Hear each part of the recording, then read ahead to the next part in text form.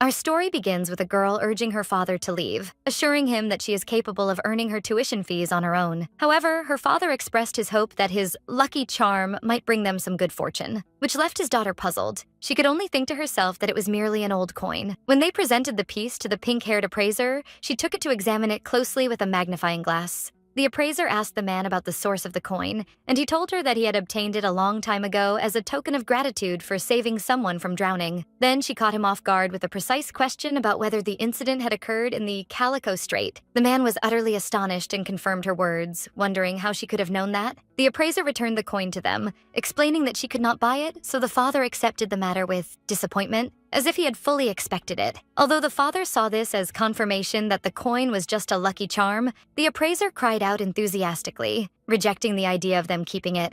At that point, the appraiser revealed the true reason for her refusal, showing them a newspaper clipping announcing that the value of this coin was 10 million gold pieces, and she urged them to hurry to the auction house immediately, leaving the father and daughter in a state of total shock. The father and daughter left the place, expressing their deep gratitude to the appraiser, who saw them off kindly. Later, while the appraiser was sipping tea, some ladies were whispering about her good reputation and honesty, and how her shop had become a destination for prominent figures such as the princess, the commander of the Holy Knights, the cardinal, and even a duke from a neighboring country. This response puzzled the ladies, who wondered if that didn't just make them annoying customers. The appraiser agreed with a smile, then began to explain how these annoying people became customers of her shop. She explained that understanding the story required going back in time, specifically to the moment she returned to life after dying in her previous life. She revealed that she is Elisha Raunit, and that she is now living her second life. She then began to recall memories of her first life, remembering a quiet day when she lived in peace with her grandfather. On that day,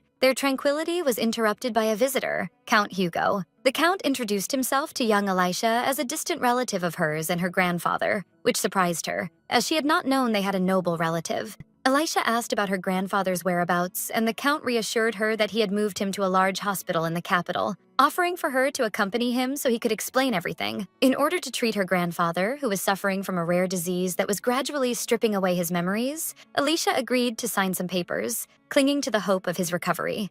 The Count assured her that treating this disease required a lot of time and money. She watched helplessly as her grandfather's memories faded, confident that the Count was her savior. Feeling that she had met her deliverer, she handed him the signed papers without hesitation. After she completed the signing, she asked to see her grandfather, but she was surprised by the change in the Count's features. He looked at her with a cunning smile and asked what she was talking about, leaving her bewildered. Then the Count revealed the truth about the document, explaining that she had signed a contract stating that they would take full responsibility for her grandfather's care. He added that under the contract, she had to leave the empire immediately and forever. Thus, overnight, she found herself expelled from her home and homeland. The days following her settlement in the Duchy of Moro were harsh and difficult, as she was beaten by thieves who tried to steal her necklace. She was only saved from them by the arrival of guards who forced them to flee. Despite all this suffering, she endured every day thinking of her grandfather, holding on to the hope that he would soon regain his health. The girl found herself thrown on the ground, wounded and exhausted, yet she found some solace in having managed to protect the necklace her grandfather had given her. But this solace did not last long. Her eyes fell on a news report in a newspaper about the discovery of an unidentified body in a fire that broke out in a slum near the imperial capital.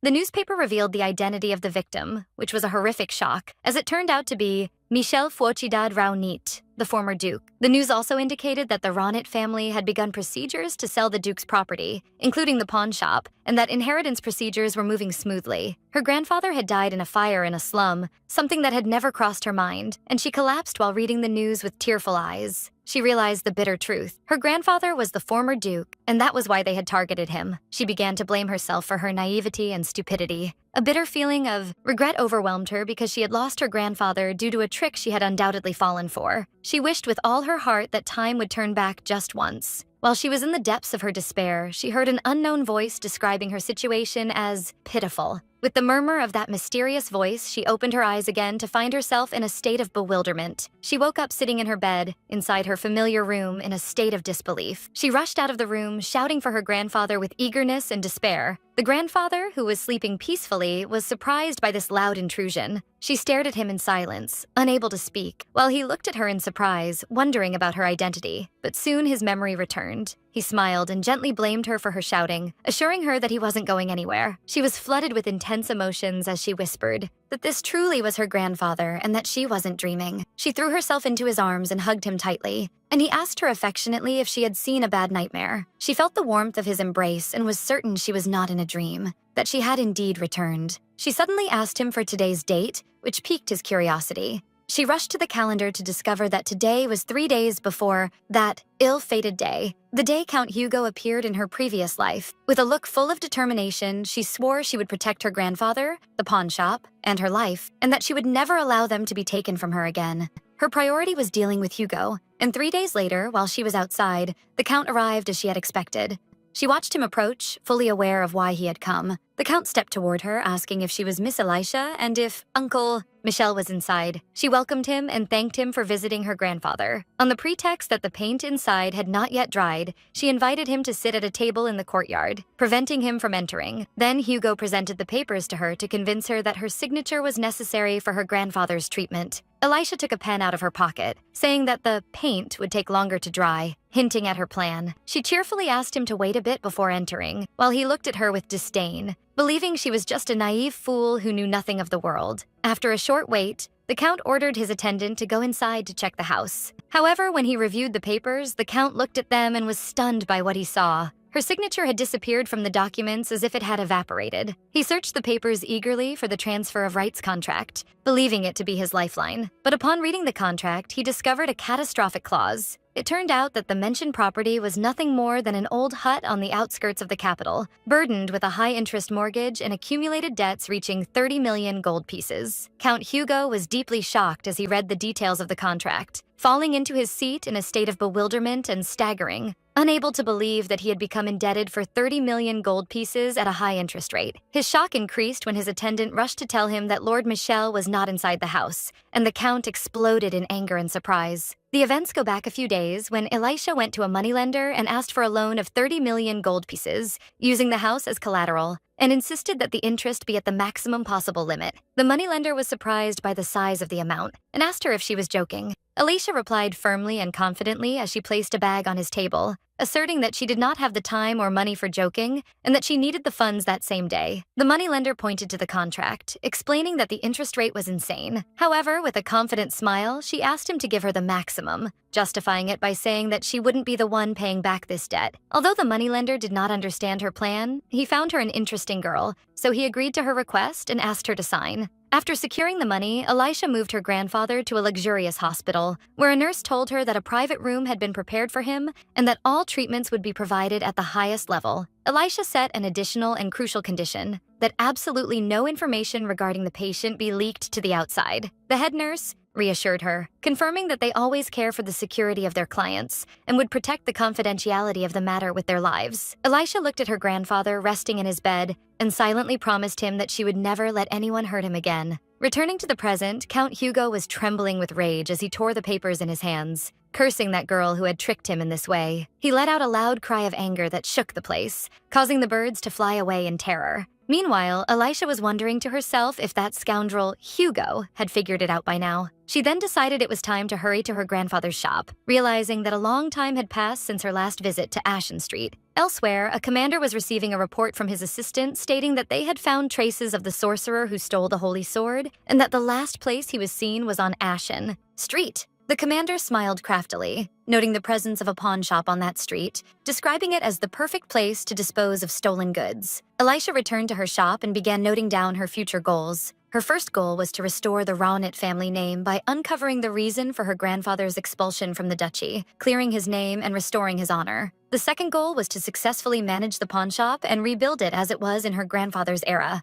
The third goal was to find a cure for her grandfather, which required her to know the cause of his illness. She held her necklace with strength and determination, assuring herself that she was capable of achieving all of this, for she was his granddaughter after all. Standing in front of the shop door, she held a broom announcing the start of a new phase in her life. She began to work diligently and actively, cleaning, organizing, and receiving customers. Then she headed out carrying her official papers, considering them the final step toward a true and new beginning. However, she was shocked when her request was met with a flat refusal at the official office. She wondered in confusion about the reason, emphasizing that she had prepared everything, from the business plan to the financial management proposal, and even her own appraisal certificate. The official answered coldly that anyone could prepare papers and asked sarcastically if a beginner like her thought she was capable of managing a pawn shop on this street, accusing her of underestimating the difficulty of the matter. Elisha replied confidently that she was excellent at appraisal and asked not to be judged without a true knowledge of her abilities, so the official challenged her to prove it. She asked her to provide proof of her skill right then and there.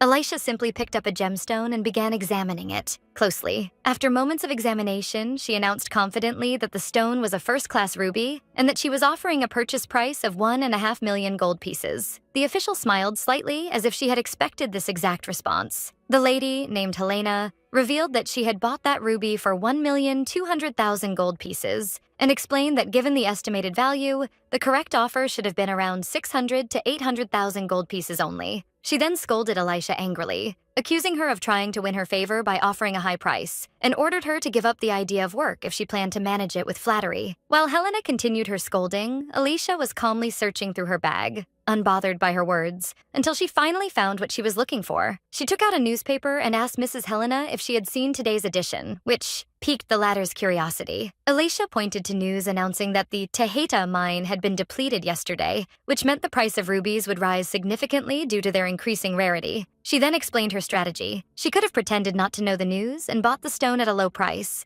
but she knew that Helena would discover the truth later, and thus she would lose her trust and never return to her shop again. Not stopping there, she pointed to the other stone on the table and confidently declared it a fake. Helena demanded proof of her claim, looking at her with a gaze of doubt and scrutiny. Elisha replied that the stone lacked the luster of a natural stone that can be recognized at first glance. And more importantly, the certificate of authentication attached to it was a template from the Atman Appraisal Office, which closed last year. She added that the date on the certificate was recent, proving it was forged, describing it as a common trick for beginners, which embarrassed Helena. After proving her worth, Elisha made a clever offer, suggesting to Helena that her shop display the real ruby for sale on a consignment basis, estimating its value at 2,400,000 gold pieces, and asserting that she could expect to get at least 2 million gold pieces. Helena sighed and then admitted that Elisha had prepared well. Elisha responded with a smile, emphasizing that customer trust was always her top priority. In the end, Helena was convinced and gave her final approval for the reopening of the Rawnit shop.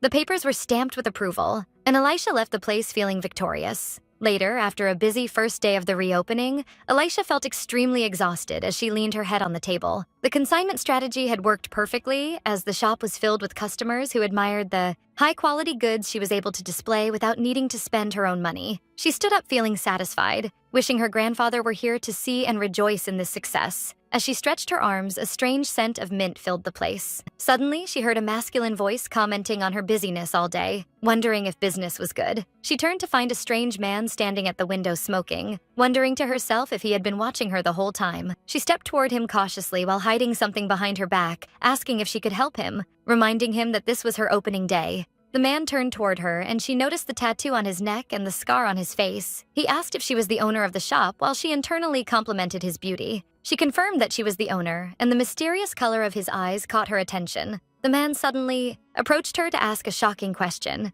whether she traded in humans as well. She was astonished and asked him to clarify his meaning. He looked at her directly and asked her to buy him. She rejected his request flatly and decisively, explaining that her shop dealt in logic, so the answer was no. She tried to end the conversation by telling him she was closing the shop if he wasn't looking for something specific, but he stopped her, saying he was looking for a sword he hadn't found on the first floor. She told him that the weapons were kept on the second floor, and that according to the shop's policy, he had to describe the specifications of the sword he wanted so she could bring him a collection to choose from. The man began describing the sword he was looking for, explaining that it was a one-handed sword with a diamond-shaped blade, and its hilt was encrusted with pearls and other jewels. He added that there were marks on the blade, indicating its use, and then mentioned one more feature that was the most important of all. That feature was that the sword he was looking for was a stolen piece, which shocked Elisha. She responded to him with calmness and steadiness, asserting that he had come to the wrong shop and that they did not deal in stolen goods. He asked her sarcastically if she thought she was capable of distinguishing stolen items, admiring her great self-confidence. She explained their strict procedures, where every piece is checked 2 or 3 times using certificates, purchase receipts, and auction records. She continued that in the absence of a certificate, as is the case with dolls or books, the dialogue with the customer himself becomes the evidence. Details such as how they felt when they bought the piece, how much they cherish it, and the reason they are pawning it instead of selling it, all form a story that is difficult to fabricate. He interrupted her, mockingly asking if she didn't consider the possibility that all those receipts, records, and certificates might be forged, and that she might be being deceived. She replied that of course she thinks about that, and worries about it every day. Then she gave him an example, asking if a thief broke into a house secured with 3 locks. Would the mistake be that of the homeowner for not putting a 4th lock, or would it be the thief's fault? She added firmly that if a piece she appraised turned out to be stolen despite all her efforts, she would cooperate fully with investigations, but she would do so after catching the thief who hadn't arrived yet, whom she described as the customer. Suddenly, a strange feeling came over her, as if she had lived through this situation before. This hostile attitude toward pawn shops, the suspicion of stolen goods, and the talk of human trafficking. She interrupted him with a sudden question, asking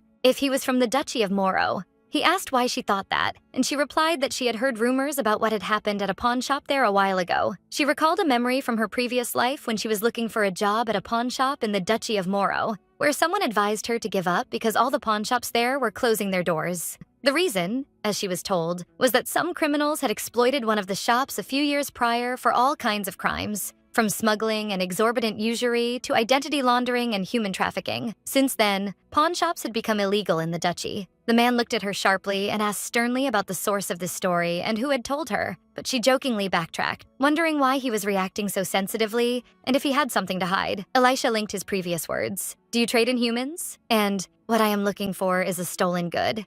And suspicions began to haunt her that this man might be a criminal from the Duchy of Moro, who had come to test her to see if she would cooperate with him. She decided it was time to kick him out of her shop. With a forced smile, she asked if he was interested in her. The man was astonished and shocked by her sudden question. She continued with feigned seriousness that it was very annoying, wondering if he had fallen in love with her at first sight. She explained her conclusion by saying that his arrival after official working hours and his continuous questions about useless personal details made the matter clear. She told him that he couldn't have her for himself, and that her face, as he could see, was very popular, and that unfortunately he wasn't the only one who felt this way about her. Then, as if doing him a favor, she said she might show him some consideration. With a broad smile, she asked him to leave his business card. She promised him that if she came across a legal sword encrusted with pearls, she would contact him first. The man took a card out of his pocket and gave it to her, shaking his head in bewilderment, and she thanked him. She bid him farewell with over-enthusiasm, saying goodbye to Mr. Alter and adding that even if she were beautiful, he shouldn't come to see her every day, which piqued his annoyance and made him wonder why he felt angry. As he was leaving the place, he listened to Alicia as she realized his name was Alter. Alicia repeated the name Alter to herself, admiring its beauty, while Alter eavesdropped on what she said outside. Later, the identity of the sorcerer who stole the holy sword was revealed, Ivor. A year ago in the Duchy of Moro, Ivor was the sorcerer who single-handedly tracked down and captured the culprit behind a series of arsons that no one else could solve. Shortly after, he became one of the magical advisors to the duchy. Thanks to his kind demeanor, Ivor gained trust and praise equal to his skill. Everyone trusted Ivor until the day he suddenly disappeared after stealing a holy artifact. In the present, a commander was discussing with his assistant the owner of the pawn shop, who confidently claimed she did not deal in stolen goods, even after inhaling the magical smoke that forces people to tell the truth. The commander's assistant wondered if it was possible the shop was innocent, but the commander flatly denied it, confirming that the trace tracking device had reacted there, and that Ivor had definitely stopped at that shop. The assistant concluded enthusiastically that the place must be the middleman Ivor uses to sell his loot, and a source for money laundering, which the commander agreed with. But the commander wondered why that woman's words also seemed honest. As he thought about it, recalling her words when she said, "Alter is a beautiful name," he decided they must check the second floor themselves. Meanwhile, Alicia entered a sorcerer's shop. A woman greeted Alicia and said she had been waiting for her. The woman, who was Emma, the sorceress of Ashen Street, provided her with what she had requested. Alicia opened the box to find 2 necklaces of pure holy water, and she admired Emma's skill. Emma asked her about her plan for using the worst memory spell. Elisha replied that she would use it when needed. As Elisha was leaving, Emma remarked, describing her as a scary girl, while Elisha told herself that Hugo must be prepared because it was his turn to cry this time. Elsewhere, Hugo was walking anxiously, thinking about his uncle's precision and the possibility of him monitoring everything, but he dismissed the idea that he would hide in a pawn shop. His attendant rushed to tell him that Duke, Michelle was not in the shop, asserting that they had watched him for days and were absolutely sure he was there. Hugo felt relieved, considering this his chance to completely crush Alicia. He believed that if he scared her enough, she would listen to him. Hugo broke into the shop violently and asked her rudely if she knew why he had come, calling her a filthy fraud. Alicia pretended to be innocent and offered him tea to resolve any misunderstanding that might have occurred. He shouted at her angrily and ordered her to drink the tea first. She asked him why, and he replied sarcastically that if it were normal tea, there shouldn't be a problem. Hugo was stunned when Alicia raised the cup and drank from it. She explained to him that she had been scolded last time for offering hospitality to guests in the street, so this time she had prepared tea. Suddenly, Hugo froze in his place, unable to move. Alicia recalled in her mind the advice of her grandfather,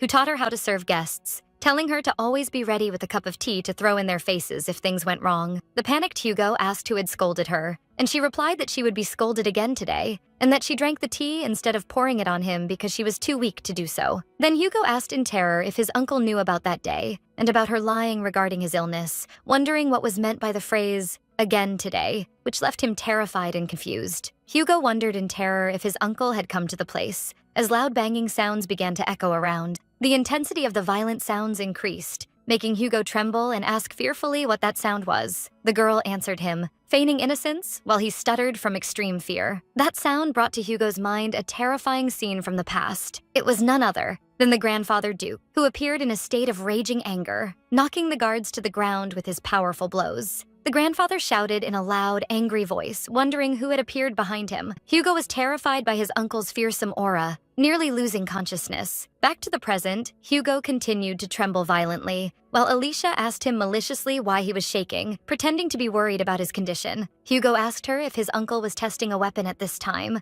while Alicia knew perfectly well that Hugo's worst nightmares and memories were embodied by her grandfather. She increased his panic by telling him that the grandfather held a grudge anyway, and that she tried to stop him, considering it lucky for him not to run into him today. Hugo asked in shock about the reason for that grudge. She explained to him that the grandfather was shouting, vowing that he would never forgive Hugo until he returned the Corona Forest painting. Hugo imagined the grandfather's angry face burning with fire behind her, unable to believe that all this anger was over a painting he considered worthless. No sooner did the sound of the grandfather's shouting reach his ears again, asking who was inside, than Hugo let out a scream, jumping from his place in a state of extreme terror. Hugo fled as fast as he could, vowing to return the painting immediately and begging her to tell her uncle so, while she bid him farewell with a broad smile and an innocent wave. As soon as he left, Alicia stood alone in the shop, a cunning and cynical smile playing on her lips. She took out a small perfume bottle and laughed victoriously, praising Emma the sorceress's skill. The magical tool that spreads a mist, triggering the worst memory and causing psychological shock to whoever inhales it, had worked perfectly. She stuck out her tongue sarcastically, noting that she knew that idiot wouldn't drink the tea,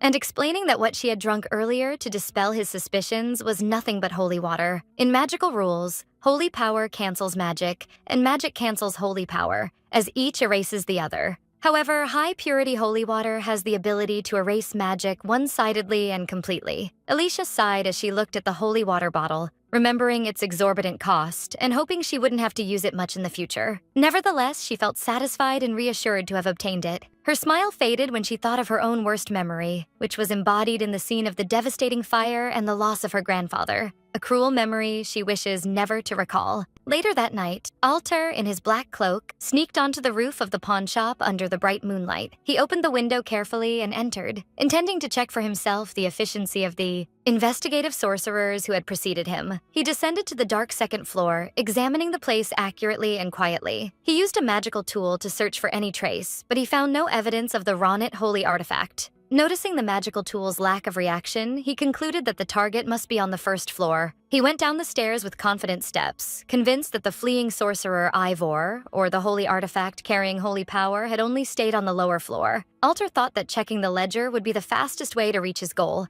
assuring himself that Ivor wouldn't have come here without a clear reason. He approached the table stealthily, but stopped suddenly when he noticed something unexpected. He found Alicia in a deep sleep and was surprised for a moment, thinking she was unconscious before realizing she was just asleep. Elisha was using the huge ledger he was looking for as her pillow, which made him marvel at her action. Alter smiled with slight sarcasm and admiration, describing her way of sleeping on top of the ledger as an impressive security strategy. Alter noticed the presence of hanging paper notes, wishing him a good morning and telling him that he was on the second floor, directing him to go straight down to the kitchen on the first floor, ignoring everything else, with prior reassurance that he could trust the content of the message despite his doubts. Upon responding, he found another note congratulating him on his arrival and asking him to open the cabinet carrying that paper, where he would find a strange-colored drink he must consume, after which he could check the right drawer to find a Turkish sweet as a gift. While Elisha was deep in sleep over the desk, she muttered disjointed words, apologizing and begging someone not to take her. Alter was looking at her silently at that moment, while she continued to rave in her sleep, calling for her grandfather in a low voice squeezed with pain. The next morning, the sun rose over the pawn shop, and Elisha woke up stretching lazily after a night spent sleeping on her desk. She felt some discomfort due to a bad dream she had, wondering in confusion if it was because of the worst memory spell she had used yesterday, despite being sure she had drunk the holy water as a precaution. As she regained her consciousness, she was surprised to find a piece of candy lying on her desk, wondering how it got there, especially since she kept it in the attic. She sighed deeply, thinking that maybe she should start cleaning the shop more accurately from now on. Her thoughts were interrupted by the ringing of the doorbell announcing the entry of a new customer, so she greeted him, but noticed he was wearing a dark cloak hiding his features completely. Anxiety gripped her for moments, wondering in her heart if this visitor was human, or if the Grim Reaper had come to take her as punishment for breaking natural laws by returning in time. But her fears vanished when the masked visitor spoke in a hesitant voice, inquiring if this place was indeed a pawn shop. Elisha smiled with great relief, confirming that this was the right place, thanking God in her heart that the visitor was just a normal human. The customer asked cautiously if she could examine an item he would present to her, and she agreed immediately, asking him to place what he brought on the table for her to examine. The customer revealed the item, which turned out to be a gold necklace carrying a huge ornate jewel that radiated a charming and bright luster. Elisha was stunned by the beauty of the piece, wondering to herself about the enormous value such a jewel might be appraised at. The jewel's brilliance increased significantly, making Elisha suspect that what she saw before her was not just ordinary jewelry, but that it looked like a holy artifact. She regained her professional composure and asked the customer kindly if he possessed any certificate or guarantee proving the authenticity of this piece. The customer replied in the negative, so Elisha inquired about a purchase receipt or a record from an auction, but the customer seemed hesitant and replied that he wasn't sure about that. The customer grabbed his cloak nervously, explaining that this jewel was all he owned, and asking in despair if the piece itself was not enough to complete the transaction. This response raised Elisha's suspicions, and she began to think anxiously about the possibility that this precious piece was stolen. She then remembered her stern words to Alter the day before, when she confidently told him he had come to the wrong shop because they don't deal in stolen goods. She also remembered his sarcastic question about her ability to distinguish the difference, and his comment on her great self-confidence. Elisha looked at the customer before her, after realizing from her voice that it was a girl, convinced in her heart that she might not judge the piece from the first glance, but her intuition in reading people told her that what this girl brought was not stolen. Elisha justified her conclusion to herself as she poured tea for the customer, considering that a real thief would have tried to sell the piece and get rid of it immediately, while this girl was content to just ask for a look at it. Elisha offered the cup of tea to the girl, then asked her calmly about the nature of the relationship she had with this precious jewel. The masked girl held the cup between her trembling hands and began to tell her story, explaining that this necklace was an inheritance left to her by her mother and that she felt overwhelming happiness when she obtained it. Elisha noticed a fine detail, which was an elegant ring adorning the girl's finger, so she concluded from the quality of both the artifact and the ring together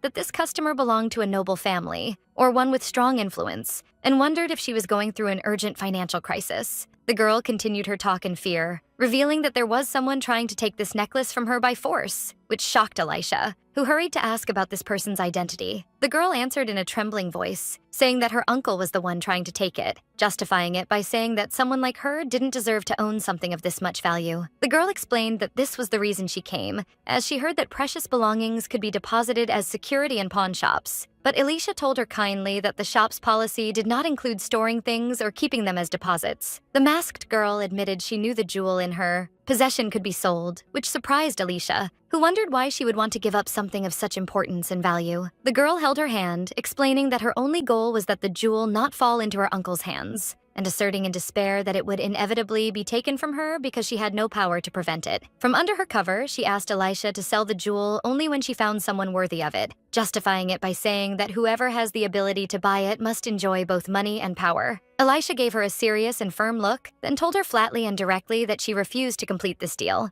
The girl was shocked and confused, asking in a broken voice what she should do now after this refusal. Elisha picked up her magnifying glass to examine the jewel, wondering how she could sell something so precious, and explaining that emeralds are delicate stones that get affected and scratched easily when exposed to the slightest shock. She pointed to the necklace in admiration, drawing the girl's attention to the fact that this particular piece did not contain a single flaw or a simple scratch. Then she smiled at her warmly, asserting that there was no person who would appreciate the value of this jewel and protect it more than her, begging her to continue protecting it herself as she had done until now. But the girl grabbed her cloak again in fear, repeating her worries that keeping it would certainly mean her uncle taking it. Elisha devised a clever solution. She told her she couldn't sell it, but she could lend her money using the jewel as collateral, making the girl realize that the shop would keep it safely, thus bypassing the shop's policy that prevents storing customers' belongings as deposits. The masked girl understood the idea and agreed to borrow the money against the pawn of the necklace, asking eagerly about the amount she could get.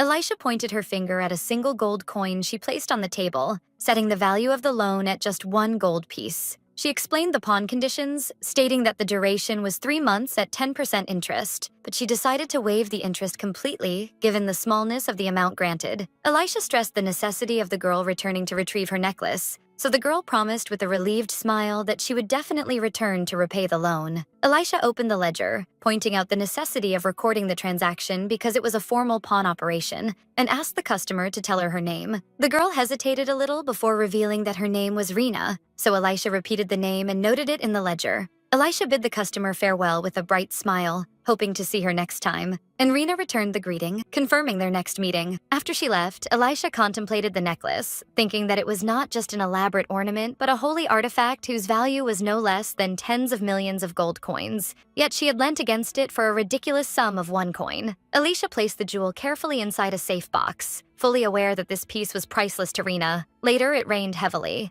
and Elisha stood watching the empty street from behind the window, noticing that no one was passing in this cold weather. Suddenly, her attention was caught by the appearance of a person wearing a white cloak walking in the rain toward the shop. Elisha turned quickly, wondering to herself if this visitor was really heading to the pawn shop. As soon as the doorbell rang, she greeted the newcomer with a broad smile and a warm welcome. The fair-haired young visitor looked up at her and asked her if she was Michael's granddaughter. The young man smiled, expressing his admiration for the great resemblance between her and her grandfather, which astonished Elisha, and made her wonder in surprise if she really looked like him. The young man confirmed he had noticed it from the first glance, adding that he had heard a lot about her from Michel himself, but she asked him why he hesitated and was momentarily confused. A loud sneeze interrupted her talk, as he explained while shivering that he was caught in the rain and felt very cold, asking permission to come in to warm up. While wiping raindrops off his hair, he asked Elisha about her grandfather's whereabouts. Elisha told him that her grandfather had transferred ownership of the shop to her, and that he was currently on a trip, asking him to tell her his need if he had come for business. A confident and cunning smile appeared on the young man's face,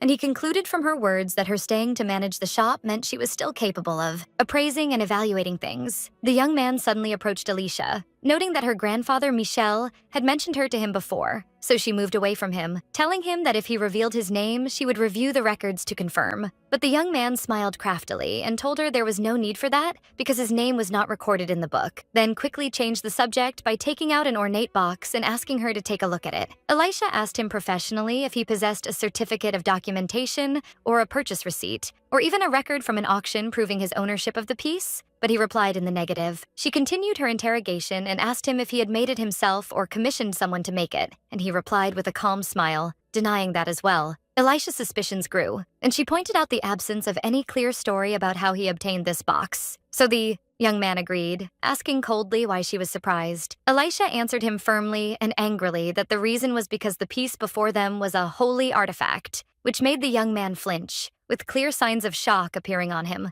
Elisha stared at him with a sharp gaze, having become certain in her heart that this scoundrel standing before her was nothing but a thief. What increased her internal anger was that he was not just an ordinary thief, but a thief who dared to steal a holy artifact, while the young man stood before her smiling nervously and scratching his head in confusion. The young man stammered, trying to grasp the situation, and asked her in bewilderment how she knew the piece was a holy artifact. But Elisha struck her hands on the table hard, asserting that this was not what mattered now. She shouted in his face fiercely, demanding he confess where he had stolen this piece from. The young man stepped back, raising his hands in an attempt to defend himself, strongly denying the theft charge and repeating his question about how she realized the nature of the piece. Elisha told him that anyone could know that just by looking at it. Elisha sternly ordered him not to move from his place and took out a magical communication device to start taking necessary measures. The young man realized she intended to report him to the temple, so panic seized him. He picked up his box quickly and began running away, making Elisha surprised by his quick reaction. As soon as the young man ran toward the door trying to exit, Elisha activated the protection system and huge iron bars fell, closing the entrances forcefully. The young man found himself outside the iron bars, so he turned toward Elisha with a nervous smile, trying to convince her again that he was not a thief. Elisha mocked his claim,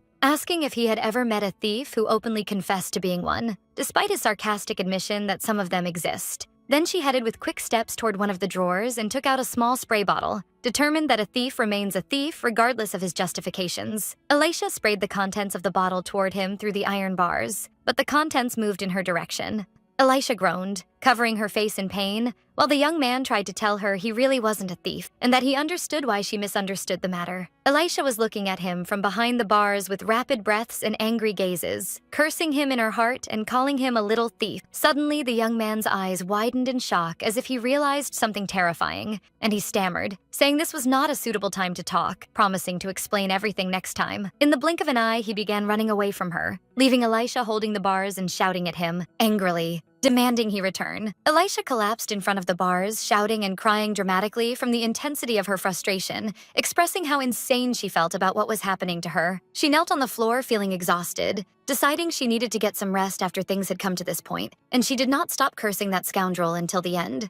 Before the young man left, he waved to her with a broad smile, announcing his name was Crescens, and that he would return later. Elisha jumped up and shouted in resentment, rejecting the idea of his return and warning him against daring to return to her shop again. Then she turned quickly to search the cabinets, remembering she had left some holy water nearby. She finally found the bottle of holy water. She sprayed the holy water to heal herself and smiled with relief, directing her thanks to the world tree and appreciating the value of this expensive liquid that saved her in this situation. Elisha stood before the barred door, looking out with gazes full of determination and anger, vowing that the thief would pay dearly if she managed to catch him again. After Elisha realized that her defensive spray was no longer fit for use, she decided that she must obtain a new anti-theft magical tool. Elsewhere, the young man, Crescens, was walking with confident steps through a majestic corridor lined with crowds of priests, heading toward a large hall in the temple. As he advanced, he wondered to himself how remarkably Elisha was able to identify the piece he presented to her as a holy artifact so quickly. Her ability was so extraordinary that even Michel, her grandfather, could not have appraised such pieces with the naked eye alone. The young man recalled a previous conversation between him and Michel, where he had asked about his granddaughter, her personality, and whether she was trustworthy enough to take over the management of the pawn shop after him. Michel replied then that her taking over the shop would lead her to one of two destinies with no third option. She would either fail miserably or succeed brilliantly. The young man smiled to himself in the present, admitting that she certainly knew how to stir up situations, and that Michel was half right in his words. He wondered in his heart whether her ultimate fate would be failure or success. His thoughts were interrupted by one of his assistants, who called him by his official title, Your Eminence, Cardinal Crescenziano, reminding him that it was time for his meeting, so he told him he would join him shortly. After putting on his official robes, he looked at the box containing the holy artifact and vowed to visit her again. His curiosity was great to see for himself whether she would fail or succeed in her endeavor. The next day, Elisha headed to a luxurious financial institution carrying her bag. However, the receptionist stopped her apologetically, explaining that the area she intended to visit was for VIPs only. Elisha replied calmly that she was aware of that. The employee asked with a confused smile why she was there then. Elisha realized the employee was hinting that her appearance did not suggest enough wealth or nobility to be in this place. She presented her with an official document, explaining that she had come to handle some matters on behalf of Count Hugo Leonite, so the employee immediately apologized and allowed her to pass. An official behind a desk received her and asked what service he could provide for her. Elisha calmly requested to see the bank balance of Mr. Hugo Leonite. The official inquired cautiously about the nature of her relationship with the Count, She replied that she was his relative. However, the official explained that he could not grant her access to his account simply based on kinship. So Elisha opened her bag, assuring him that she had come prepared. She used the same method those fraudsters had used to access her grandfather's property, presenting a power of attorney officially signed by Hugo, along with a magical recording of his verbal statement granting her this authorization. Her voice rang out from the magical device, asking the Count if he was the one offering to delegate this authority to her, followed by Hugo's screaming voice in agreement. After reviewing the papers and the recording, the official confirmed that everything was in order and asked her to wait for a few moments. Elisha thought about how she only managed to obtain these documents by threatening that coward Hugo, but she knew that her grandfather would never have willingly granted those people access to his wealth, and that they must have forged the documents or impersonated him. The official told her that if she wanted to withdraw any amount, she would need the Count's official seal. She replied that she didn't care about that, and that she only came to check the balance. When she reviewed the account statement, she noticed the remaining amount was less than she expected, but she found a massive record of large financial transactions, and the depositors were all different. Elisha smiled craftily, concluding that Hugo must have been laundering money for Viscountess Rosen. She also noticed that all the bank branches involved in these transactions were located in one area, meaning there was a nearby place where large sums of money were being traded. Elisha smiled with satisfaction and told the official she had seen enough, thanking him for his help. As she left, she confidently identified her next destination, Philosophy Auction House. It happened that today was the date of their night auction, so she decided to head there and set a small trap.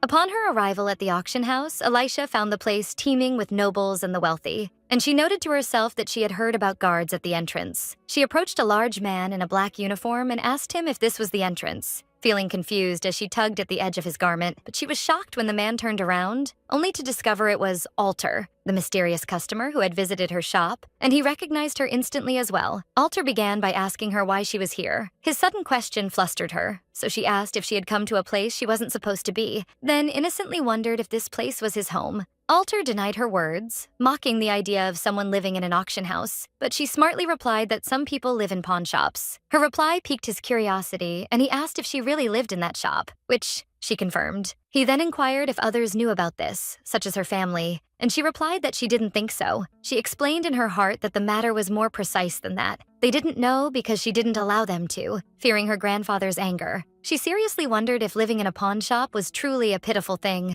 Elisha tried to end the conversation with a smile, explaining to him that she recognized his curiosity about her, but she had important work to accomplish. As she was about to leave, she announced she would go first. She was thinking that the auction was about to start and she had to hurry inside, but he stopped her, having put on a mask that covered part of his face, explaining that he also had some business here, and suggested they talk more after she finished her work. Alter stepped ahead of her with confident strides, while Elisha looked at him in bewilderment. Elisha thought about his strange offer, wondering sarcastically if she had already gained immunity against flattering remarks. But he interrupted her thoughts, asking her not to jump to conclusions that he was curious about her or interested in her. Elisha felt relieved, admitting to herself that she hadn't gained that immunity yet. Then he pointed out that her eyes were bloodshot, which surprised her. He advised her that she should suspect she had a disease in her eyes. This made her wonder if he was worried about her, realizing that this is why people believe he is interested in her. When an employee welcomed them, inquiring why he had come to the Philosophy Auction House, Elisha interrupted them, announcing she was a seller, so the employee asked her to follow him. She walked behind him toward her destination. She entered a luxurious waiting room designated for sellers, where a few people were sitting. Her tranquility was interrupted by a man in a purple mask who called her in a condescending manner, startling her. He asked her with disdain if she knew where she was. She replied calmly, asking if this wasn't the seller's waiting room for the Philosophy Auction House. He told her that wasn't what he meant. Then the man commented contemptuously that this was the problem with the place. They allow anyone in just for claiming to be a seller. But Elisha stared at him coldly, thinking to herself that the auction house is not for appraising people, but for appraising possessions. The masked man continued his mockery, wondering about the point of examining items closely if the people presenting them aren't examined, which made Elisha repeat his sentence in surprise. He explained that one cannot know if a piece was picked up from the road or stolen without verifying the seller's identity. His words triggered silent laughter in Elisha, as she found great irony in someone treating her like a thief, when just yesterday she had been hit by pepper spray while trying to catch a real thief. Instead of remaining silent, she asked him in a sarcastic tone why he didn't attend in broad daylight, which puzzled him. She explained that the daytime auction is a private auction attended only by invited guests, and that if he wanted to deal with verified individuals, he should have attended at that time. Then she added with biting sarcasm a question about whether he had already been excluded from the guest list. The man was enraged, clenching his fist, and asked her threateningly if she knew his identity. Then his anger escalated and he pushed her violently, vowing that he was capable of crushing anyone without influence like her in a moment. The tense scene was interrupted by the arrival of an employee who opened the door and called for the next person to enter, forcing the man to leave her. Inside, he was asked to present the item he brought with all relevant documents and receipts, along with a business card or identification document. The man grumbled, wondering why all these procedures were necessary despite it not being his first visit. The man exploded, shouting his name, Carlos Gulto, and reminding the employee that he had asked him to remember his name, something that shocked Elisha as she listened from outside. Elisha instantly recalled an old decree granting the Gult family the title of Baron in recognition of 3 years of loyal service to the head of the Ronit family, realizing this man was connected to her family. Elisha linked his 3 years of service to the time he began attracting Rosen's attention and wondered anxiously what he might have brought today. From behind the door, she heard the employee announce the end of the examination of a rare book. Then the employee called for the next person, and Alicia stepped inside. She was thinking that the information she gathered indicated that the rare books auction follows the paintings auction directly. With a look full of determination, she vowed in her heart that Carlos Gulto's plans would not go as he desired. Alicia entered the main auction hall and began searching with her eyes until she spotted Carlos sitting among the audience. She took a seat not far from him and directed a sharp look at him, wondering to herself what he would do if she continued to stare at him. Carlos noticed her stares, flinched, and his features changed, which confused her regarding his sudden reaction. Her thoughts were interrupted by Alter suddenly sitting in the seat next to her, which startled her. Alter calmly ordered her to look forward, Elisha whispered, wondering why he was sitting next to her despite there being many empty seats. The auction manager, Frederick, climbed onto the podium, announcing the start of the night auction. The first item displayed was a raw ruby said to have been extracted 100 years ago. After several pieces, the auction manager announced the next painting, a special piece titled Cologne Forest. He revealed the painting depicting a forest in the northwest, the work of an unknown artist who died 25 years ago, noting a crack at the bottom left of the painting. Whispers arose among the audience, wondering why pine forest paintings were common, and who would buy a flawed painting, but they were shocked when it was announced that the starting bid price was 100 million gold pieces, while a confident smile formed on Alicia's face. Alter turned to her and asked if this was the piece she had submitted. She confirmed it calmly. Alter commented that the painting looked like a failure at first glance and wondered why she set such a ridiculous amount as the starting price. Elisha whispered back that the failure of the auction on that painting was exactly what she wanted. Alter immediately realized that her goal was not to get 100 million gold pieces, but something much bigger than that. He smiled slightly, commenting that her method reminded him of someone, which made Elisha internally surprised by his sharp insight. For a moment, she wondered about the identity of the person she might remind him of, but he alerted her again to look forward, and she quickly paid attention. The auction manager announced the start of the next auction dedicated to rare books and ancient manuscripts. Alicia felt excited. This was what she had been waiting for. The first book on display was an unpublished work by the late sociologist August, and Alicia realized this was the piece submitted by Carlos Gulto. The book was described as Interpretation of Authority, containing the author's original handwritten notes, which piqued the interest of the attendees. The auction began at a price of 200,000 gold pieces. While a lady wearing a hat was about to bid, another person interrupted her with a higher price, causing her to apologize in confusion. Elisha spotted Carlos Gulto looking at that lady with a cunning smile. She noticed that he didn't take his eyes off her for a single moment. Elisha felt the book's title was familiar to her, and that she had heard of it somewhere before. Suddenly, she remembered. This book was about to be classified as forbidden literature. She recalled reading an article on this subject and how she wondered about banning a work that hadn't been published yet. Even worse, the owner of the book was a government official who ended up being fired from her position because of it. She realized that the official was none other than the lady sitting in front of her, Hana Diego. As the fierce bidding continued and the price reached 800,000 gold pieces, Alicia realized the whole truth. Rosanne had plotted Hana's dismissal, expecting that Hana would want to obtain that book at any cost. But with another man chasing her in the bidding, winning would not be easy. And here Alicia noticed something suspicious. Her doubts were confirmed when she saw Carlos tapping his foot on the floor. She concluded that the man sitting in front of them was receiving signals from Carlos to raise the price. She realized that Carlos must have planted a transmitter in his partner's shoe sole. One tap meant raising the price immediately, while 2 taps meant pretending to hesitate to gain time. The price had already reached 1,900,000 gold pieces. Alicia was very angry. They intended to fire Hana anyway, yet they were trying to drain. every last gold piece from her. She resolved not to let Hana win this book and began thinking of a way to make that gang fall into their own trap and buy the book themselves, while exposing their true motives at the same time. When an idea sparkled in her mind, she turned to Alter and then whispered, asking him about the cost of hiring him for 1 hour, which astonished him. She reminded him that he was the one who asked her to buy him last time, and now she was asking for his price for just 1 hour. Before he could answer, she interrupted him firmly, saying there was no time for bargaining and that he should send the invoice to her shop later. Elisha whispered to Alter, explaining her plan. She pointed to the man with number 81 and revealed that Carlos Gulto sitting next to her was using a transmitter to send signals to him, aiming to deceive the lady with number 80 and make her buy the book at an exorbitant price. She continued that she would take care of the transmitter somehow, while he had to ensure the man number 81 didn't flee, but he wondered why all the trouble. Alter explained that even if lady number 80 bought the book at a high price, it wouldn't constitute any loss for Elisha. Elisha replied that the lady was innocent and about to fall victim to a group of fraudsters, and that she felt a duty to help her, even if there was no personal benefit for her. Alter gave her a scrutinizing look, so she thought to herself that he wouldn't help her in the end. But he surprised her by agreeing to cooperate with her, which astonished her. Meanwhile, the auction price reached 6 million gold pieces, which shocked Elisha due to the size of the amount. She whispered to him quickly that it was time to move. Then he stood up and left his seat in a hurry. Elisha searched her bag, remembering she had left her defensive magical tools behind, but she took out the bottle of holy water she still had. The auction manager was about to close the bidding and began the countdown while Lady Hana Diego, number 80, raised her paddle in anticipation. Elisha noticed Carlos's cunning smile and realized he was about to tap his foot twice to give his partner the signal to stop bidding. As he raised his foot,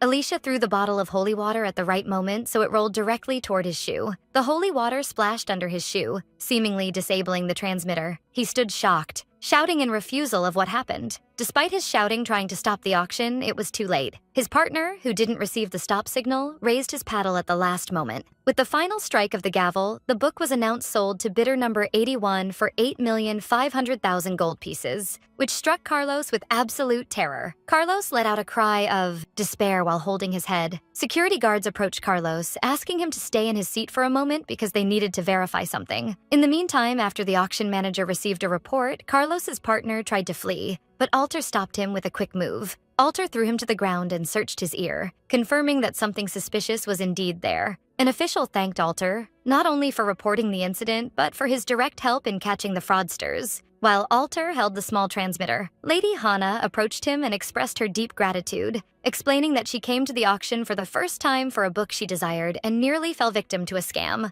But Alter told her that the person who deserved thanks was not him, but another person who was sitting there. Hana looked toward the place he pointed to, only to find the seat empty. A slight smile formed on Alter's face. Later, Hana gave her card to Alter, begging him to contact her if he discovered the identity of the person who helped her, because she wanted to thank them personally. After she left, Alter wondered to himself where Elisha had disappeared to so quickly. He was thinking that he had come to the auction on purpose because he thought that woman might come to sell the Ruffanot, but she seemed as if she had come just to attend the auction. He recalled her words about Hana being an innocent person about to be scammed, and her duty to help her even without return, and that by doing so she also helped someone who almost got scammed as well. He concluded in the end that she didn't seem at all like Ivor's partner. Alter shook his head in denial, thinking to himself that he was still unable to confirm this conclusion yet. He recalled the image of Ivor, and how he had worked hard and smartly for several months until he managed to gain people's trust and satisfaction.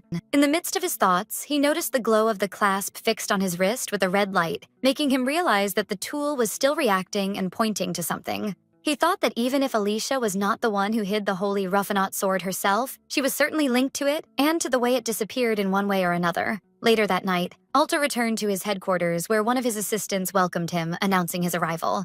Alter nodded his head and informed the assistant that they had not found anything suspicious or unusual during their search of the auction house. Alter noticed a change in the assistant's features. He asked in surprise why he was acting this way and if any new information had been received. The assistant denied it, confirming that no news had arrived from Moro province.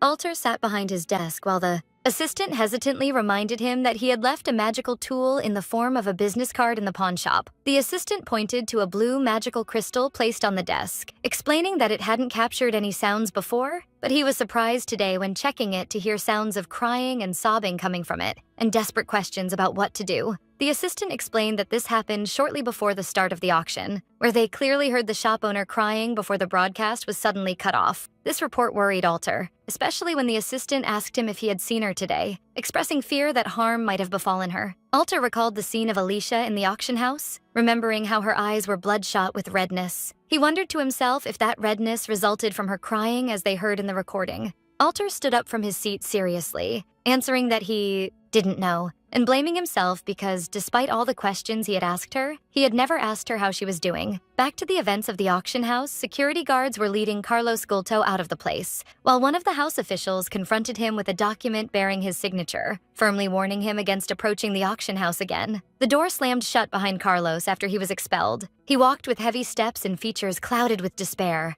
anxiously wondering what he would say to justify this complete failure. He approached a luxurious carriage parked outside in fear. Inside was Viscountess Rosanne, petting a small dog, and before he could speak, the guards opened the carriage door violently. The guards pushed him roughly inside the carriage, and he fell to his knees before the Viscountess in a humiliating position. Rosanne looked down at him with extreme disdain and told him coldly that Rosen stepped with the heel of her high heels. Rosen stepped with the heel of her high shoe on Carlos's back mercilessly, expressing her extreme displeasure and emphasizing that her disappointment in Hugo was enough for her today. Carlos cried, begging her to forgive him, claiming what happened was just an unexpected accident. Carlos continued his crying and justifications, arguing that he couldn't have expected the sudden failure of the magical tool, and strongly assuring her that he never mentioned her name at all. Rosen listened to him with disgust, while Carlos blamed his foolish partner who ruined things and complained about a strange girl who kept provoking him and irritating his nerves the whole time. He added angrily that things got worse when a strange painting was displayed with a fantastic starting price of 100 million gold pieces and wasn't sold, which increased the tension at the auction and made the situation difficult to read. Suddenly, her eyes widened as if she realized something important and ordered him to stop. Rosen sharply asked for details of that painting that failed to sell. Carlos replied, stuttering, that it was a painting titled Cologne Forest.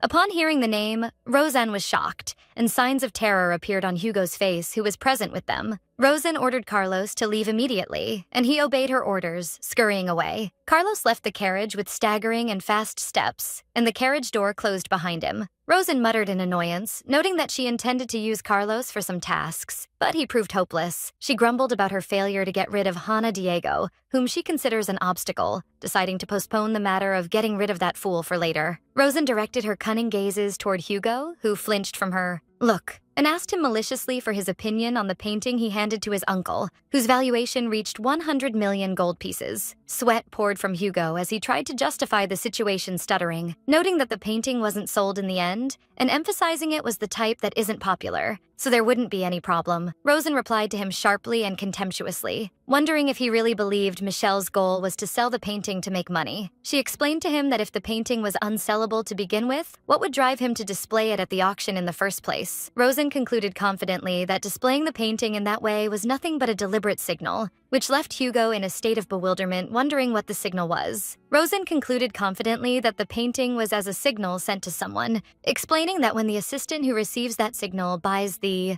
painting, it is completed as a kind of secret code. Based on setting the price at 100 million gold pieces, Rosen asserted that what that painting hides must be worth this huge amount, making Hugo gasp in shock, thinking about the possibility that the painting was evidence of his uncle's hidden wealth's location. Rosen smiled maliciously, recalling the details of the painting depicting a coniferous forest in the northwest, suggesting the Duke might have buried his wealth in that place. Hugo was struck with extreme panic, eagerly asserting that he didn't have the slightest idea about the importance of that painting, and stammered, wondering in helplessness what they should do now, especially since they couldn't retrieve it. Hugo's panic increased as he held his head in despair, noting that security measures at the Philosophy Auction House are the strongest in the Empire, which prompted Rosen to call him by his name in a tone filled with annoyance at his cowardly actions. Rosen gave him a sharp and stern look and asked him disapprovingly if he had forgotten how she makes her money. Hugo was shocked and asked her hesitantly if she intended to do that. Rosen confirmed with a confident smile that she had already prepared an exact copy of the painting. Hugo grumbled that his uncle had become a big nuisance with his actions, denouncing his pushing that girl as a front for him, adding that she really seemed like she knew nothing of what was going on. Rosen interrupted him sharply, considering that the girl, knowing or not, made no difference to their plans. Rosen sat down, announcing that if the uncle didn't intend to appear appear himself, they would have to drag him out by force. Hugo wondered in confusion how they would achieve that. An evil smile appeared on Rosen's face, suggesting destroying the pawn shop and erasing it completely. She added that this step would end all the annoying problems, and that he would not be able to continue hiding for much longer. Elsewhere, Alicia opened the door of a clinic with a bright smile, greeting the doctor, who returned her welcome warmly, calling her by her name.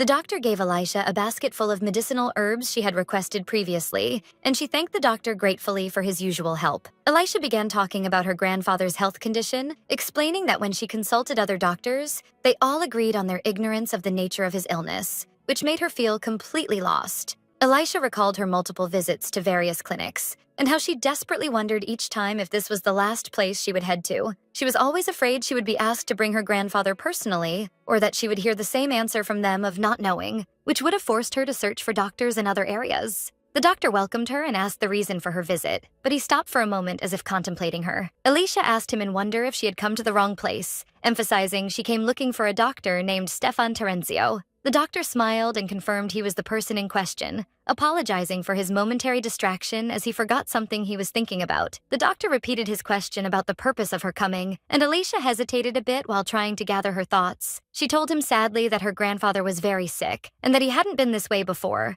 but he had become very weak recently. She added that sometimes he loses his ability to remember her suddenly and without any prior warning signs. So the doctor asked her with interest about how long these symptoms had lasted. She replied that the condition started about half a year ago, confirming he hadn't suffered any head injury as far as she knew, making the doctor sink into thought. The doctor asked her why she didn't bring the patient with her, and she explained with regret that there were certain circumstances preventing her from that. Sadness clouded Alicia's features as she assumed diagnosing his condition would be extremely difficult based only on her explanation. But the doctor smiled kindly to reassure her, confirming he thought he roughly knew what this illness was. Alicia was surprised, and her eyes sparkled with hope, while the doctor explained he had previously read medical records of a patient suffering from exactly similar symptoms. The doctor pulled one of the medical books from his desk, noting that sudden memory loss accompanied by physical weakness might be symptoms of a rare disease known as Mendax. Alicia asked in shock what Mendax disease was. The doctor explained it was a rare disease occurring due to exposure to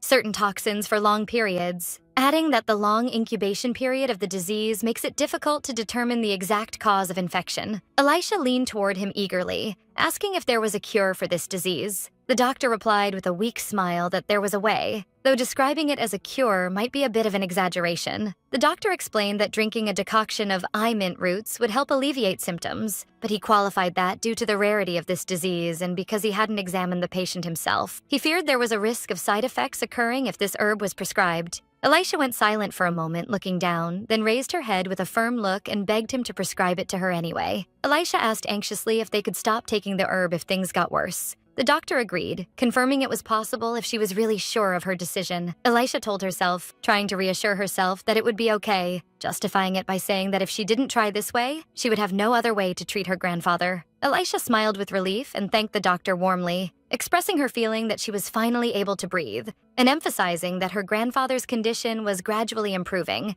meaning that herb was having its positive effect. The doctor expressed his relief at hearing this good news, while Alicia suddenly remembered another matter she wanted to talk about. She asked him quietly if there was anyone who came to ask about her or her grandfather. The doctor reassured her, denying it and confirming that even if someone asked, he always remembers to make the excuse that their absence is due to Miss Alicia's poor health. Alicia winked at him playfully and asked him to mention a disease name that sounds a bit serious if possible. The doctor laughed kindly and promised her to fulfill her request. Alicia bid him farewell with a smile and left the clinic, while the doctor remained watching her quietly as she walked away. Alicia walked the city streets thinking that she had sent the herb roots to the nursing home as well, and wondered to herself if she should buy some new self-defense tools to ensure her safety. This thought prompted her to enter a magical shop where the doorbell rang. She began by greeting the sorceress, Emma. Emma welcomed her with a broad smile and asked her if she had come to buy magical tools again. Alicia confirmed that enthusiastically. Alicia began looking around the shop, explaining that she didn't want something simple like a spray this time,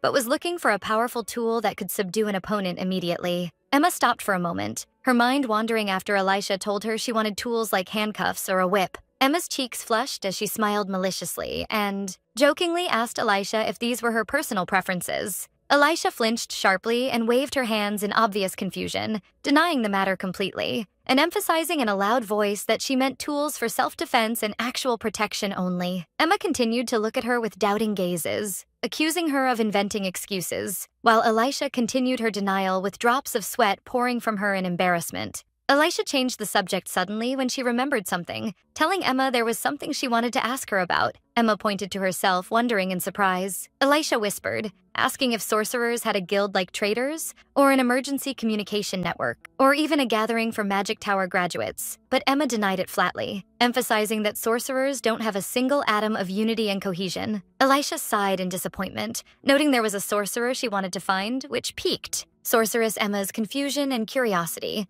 Emma returned to her mockery and asked her playfully if she wanted to find the man she fell in love with at first sight. Elisha exploded in anger and shouted, denying this idea again. Elisha confessed she actually didn't know the sorcerer's name nor his face shape, and all she knew was the formula of his magical spell only. Emma's face brightened and she clapped her hands enthusiastically, explaining that a spell formula is considered as a sorcerer's private signature, and that by possessing this formula, she wouldn't need to know his name or face. Then she eagerly asked her to describe the shape of the spell. Elisha took out a paper and handed it to Emma, who praised the accuracy of the drawing, then began reading the components that make up the spell, which included a beetle, an olive tree, smoke, coral, and a pomegranate. Emma smiled, noting that this mixture is strange and unusual, but she reassured Elisha of her ability to find the owner of the spell, making Elisha feel great relief. Emma caught her with a logical question about how she was able to see the spell formula, even though she wasn't a sorceress. Elisha laughed nervously, trying to evade, claiming there was a reason for that. Elisha told herself that she couldn't reveal she saw this spell in a painting during her previous life, and satisfied herself with nodding her head in silence and closing her eyes, leaving Emma in bewilderment. Elisha smiled with confidence and determination, thinking in her heart that finding this sorcerer would be the key that would help her restore the Ronnet family's rights.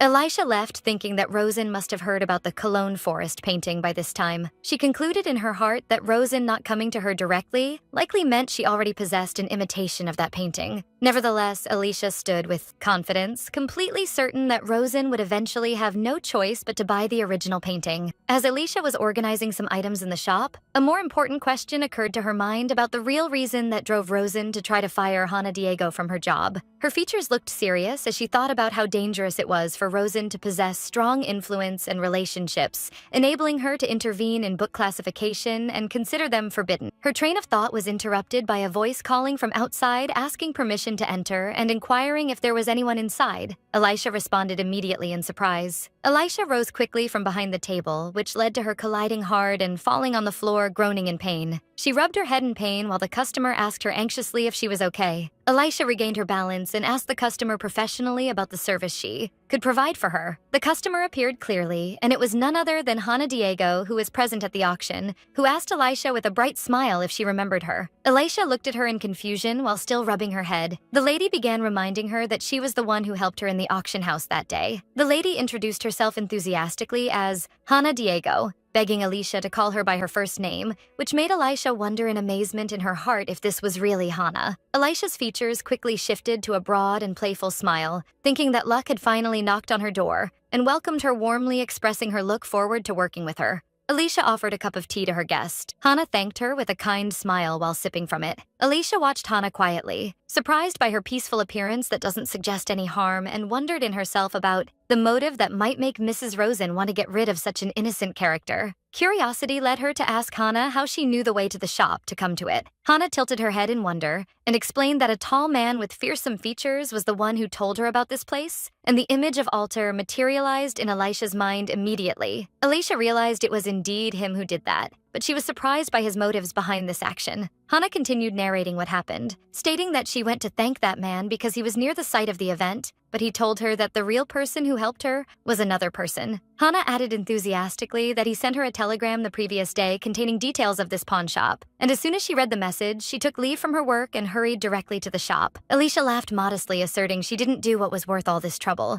then inquired about the nature of her work that made her take leave specifically for it. Hana replied proudly that she was an Imperial Documents employee working in the archives department. Hana justified her impulsive action, saying she joined this work for her intense passion for reading, and therefore completely lost her senses when she saw that rare book at the auction. Elisha smartly concluded that the nature of Hana's work requires her to deal with ancient texts as well. Hana confirmed that with a broad smile, explaining that this was the main reason behind her intense excitement to visit this particular shop. Hana began contemplating the exhibits with eyes shining with fascination, expressing her admiration for the pumice stone used to smooth parchment, describing the spots on it as beautiful, and pointing to a glass paperweight that looks perfect for reading, while Elisha watched her in silence. Elisha realized in her heart that Hana was a true lover of books. Elisha seized the opportunity and offered her to go down to the cellar to see more old books and documents they possess, so Hana agreed enthusiastically. They went down together to the cellar full of huge bookshelves. Hana let out a cry of admiration and fascination with the place. Happiness overwhelmed Hana until she joked with Elisha, saying she feels she will fall in love with her, to which Elisha replied with a light laugh. Suddenly, Hana stopped before one of the shelves, making a sound of wonder, then pointed eagerly toward a book with a distinctive cover and asked Elisha enthusiastically if she was ready to sell this book to her. Elisha replied with a smile, admitting that the price of the book was a bit high. Hana expressed her great happiness and deep thanks to Elisha,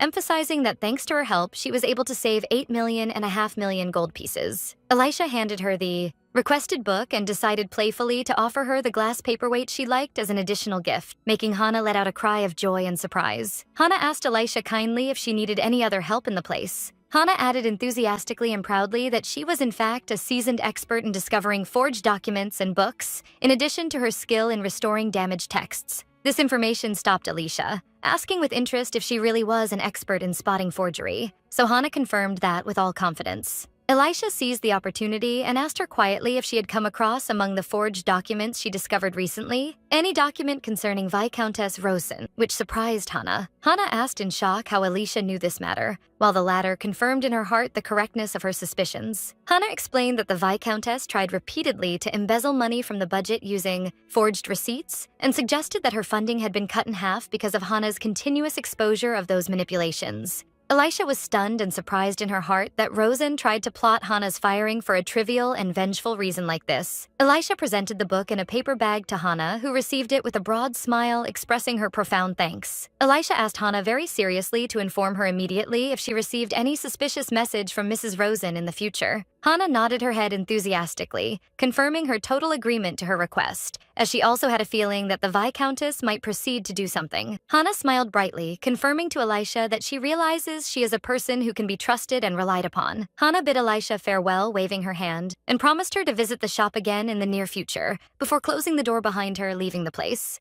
Elisha stood alone contemplating the situation, thinking that her possessing memories from her previous life is an undoubtedly useful matter, but she realized her urgent need for real-time and updated information to be able to prepare correctly to face Viscountess Rosen. Elisha looked at a box containing business cards and concluded that she no longer had a choice but to head to visit the Information Guild. Later that night, Elisha stood before a huge building in one of the lighted streets, asserting to herself that this was the Information Guild headquarters she was looking for. She recalled her memories when she visited the Information Guild in the Moro Duchy in her previous life, and remembered the shock that possessed her when she opened the door at that time to find a dark and gloomy place. She held the door handle while wondering anxiously if this place would carry the same terrifying and frightening atmosphere. As soon as she opened the door, she was greatly surprised by the bright lighting, cleanliness, and cheerful colors filling the place, contrary to what she had expected completely. A cheerful man with red hair welcomed her warmly, apologizing for the simple mess and explaining as he stood on a wooden ladder that he was busy hanging new curtains celebrating the coming of spring, and asked her if this was her first visit. A small and cute cat caught Elisha's attention, rubbing against her legs in affection and quietness. The man got down from his ladder and introduced himself as William, the head of the Information Guild, then asked her with a broad smile about the drink she preferred to consume, suggesting juice, tea, or milk. Elisha asked for juice, and William laughed playfully and invited her to sit until he prepared it. William presented her with a cup of orange juice and noticed her wandering and surprised looks at the place and asked her about the reason for this silent staring. Elisha confessed with a confused smile that she was expecting an Information Guild headquarters to be a place suggesting more awe and mystery. William laughed loudly, expressing his understanding of her position, and explained to her that the place was indeed scary until a few years ago. William sighed in sorrow, explaining that those terrifying vibes were causing all customers to alienate and distance themselves, which drove him to take the decision to completely renovate the decor of the place to become more welcoming. Alicia asked him curiously if sales had improved after this renovation. William coughed nervously, admitting with bitter irony that the problem might not have been in the interior decor to begin with. Alicia thought that customers might have been feeling afraid of a specific employee, and not of the guild president himself, so she asked him frankly if there was another member working in the guild besides him. William was shocked when she mentioned the name Alter, wondering to himself if she meant that specific person. William agreed with her with a nervous laugh, admitting that Alter indeed seemed scary, while Alicia attributed people's fear of him to his constant wearing of dark black clothes. Then Alicia changed the course of the conversation, explaining that the real reason for her coming was to make 2 specific requests. William showed his interest and readiness to listen to what she had to say. Alicia explained that her first request was for him to introduce her to someone who could work as an outside weapons consultant, admitting she didn't have the right connections for that. So William inquired if she was looking for a weapons expert. William placed his hand on his chin in thought, telling her that no one came to mind at the moment, but he promised to let her know if he thought of anyone suitable. Then he asked her about her second request, and Alicia seemed to be gathering her thoughts before speaking. Alicia stood up ready to leave, announcing that she was leaving the 2 requests in his trusted hands. Before she left, William asked her about the condition of her grandfather, Mr. Michael. Alicia paused for a moment, then a cold smile formed on her face, and she reassured him that her grandfather was fine and in excellent health. As she was opening the door to leave, she suddenly bumped into someone, letting out a faint cry of surprise. She looked up to find herself face to face with Alter, who coldly commented on her constant busyness. He added that she was so busy that she walked without looking ahead. She looked at him in shock, wondering why he was in this place. Then her look turned into a sly smile, and she asked him if he had known about her coming and waited specifically for her. Alter answered with annoyed features that he belonged to this guild and that their meeting was just a coincidence. So she replied that she would believe him. This made him think to himself how her words carried an unexpected sting. Alicia confirmed to herself the truth of his being a member of the Information Guild and left the place. She noticed that he was walking behind her in the dark street. She turned towards him with an annoyed tone, inquiring why he was following her, while wondering in secret if he was angry because she seemed surprised by his presence. As she was backing away while talking, she hit something solid and fell to the ground, groaning. She discovered that she had bumped into a large statue and grumbled angrily about its presence in the middle of the street.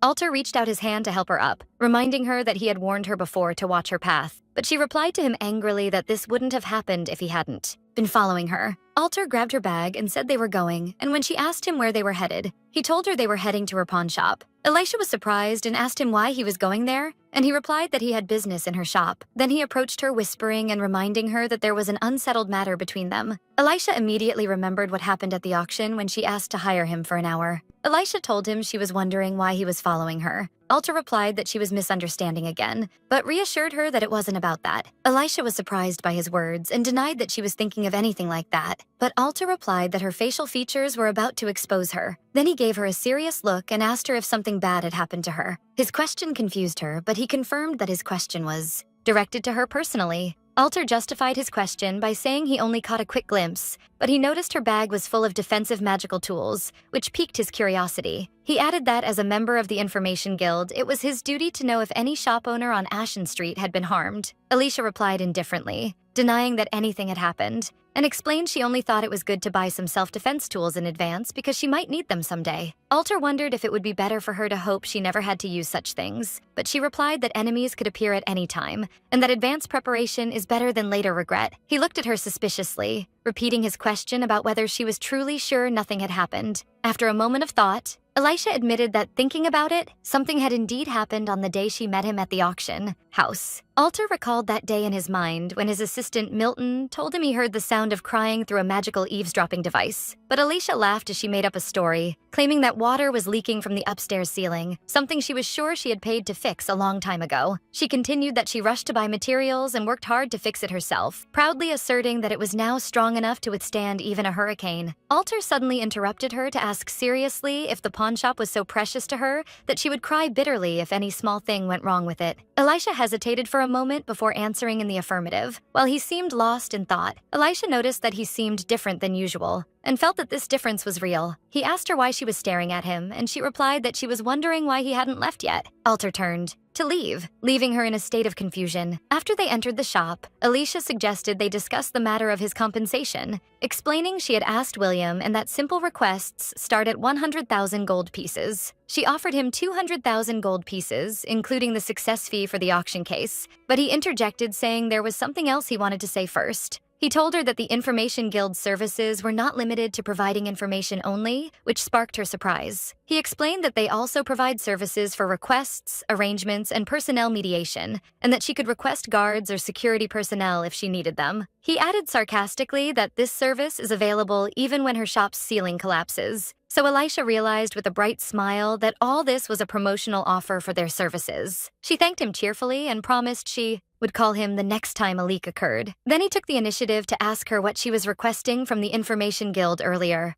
and she replied that it wasn't anything important. She explained that she only asked them to introduce her to someone knowledgeable about weapons and to inform her of any rumors circulating in the noble society. But in truth, she had disguised her request to look like research into noble fashion trends for her business, while her real goal was to monitor Roseanne's movements. She realized that if she requested a direct investigation into Roseanne, the news might reach her ears. Alter surprised her by saying he would accept that request. She asked him in wonder if he meant he would tell her about the noble society's rumors, but he denied that. He reminded her that they were discussing compensation, then presented his simple condition, which was that she should consult him on everything related to weapons. Alicia jokingly thought that if she needed an excuse to see him, this certainly wouldn't be the way, then laughed the idea away. Alicia thought that this offer must mean one of two things. Either he desperately wanted to see the weapons collection on the second floor, or he still didn't believe she didn't deal in stolen goods. But although the offer seemed good, she met it with a smile and decided to reject it. Alter was surprised by the rejection and asked her the reason for this decision. She explained her business logic to him.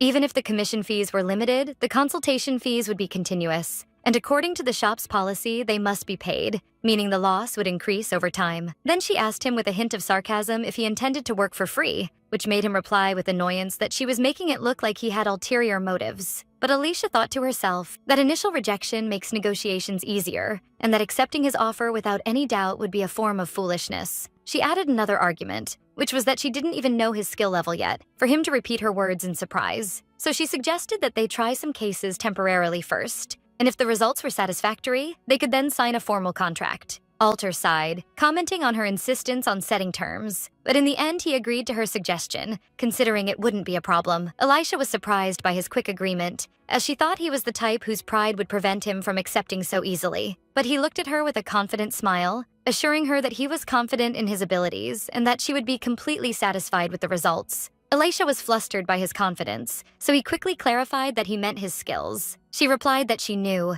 that, then told him she would contact him if she had any request, and made to leave, but he stopped her. He asked her to tell him her name. She replied cheerfully that she thought he already knew it, but he wondered how he could know when they hadn't exchanged names before. Alicia winked at him, reminding him that he belonged to the Information Guild, and asked him if he wanted to hear the name directly from her mouth. Severe annoyance appeared on his features, so Alicia thought to herself that she shouldn't overdo provoking his anger. Then she smiled a bright smile and told him her name was Alicia. Alter nodded his head, sufficing with saying that he understood. When he turned to leave, Alicia was surprised that he didn't tell her his name, even though she already knew it from the business card he left. But she suddenly called him before he departed, to tell him his white shirt looked great on him. He stopped for a moment, and it seemed as if the compliment had pleased him before he continued on his way. Meanwhile, elsewhere, the emperor of the Breslave Empire was absent from the political scene. After the great shock he suffered following the recent death of the empress, the emperor decided to go on a holy pilgrimage to heal his heart. The person who took over the affairs of government in his absence was Marquis Crudel,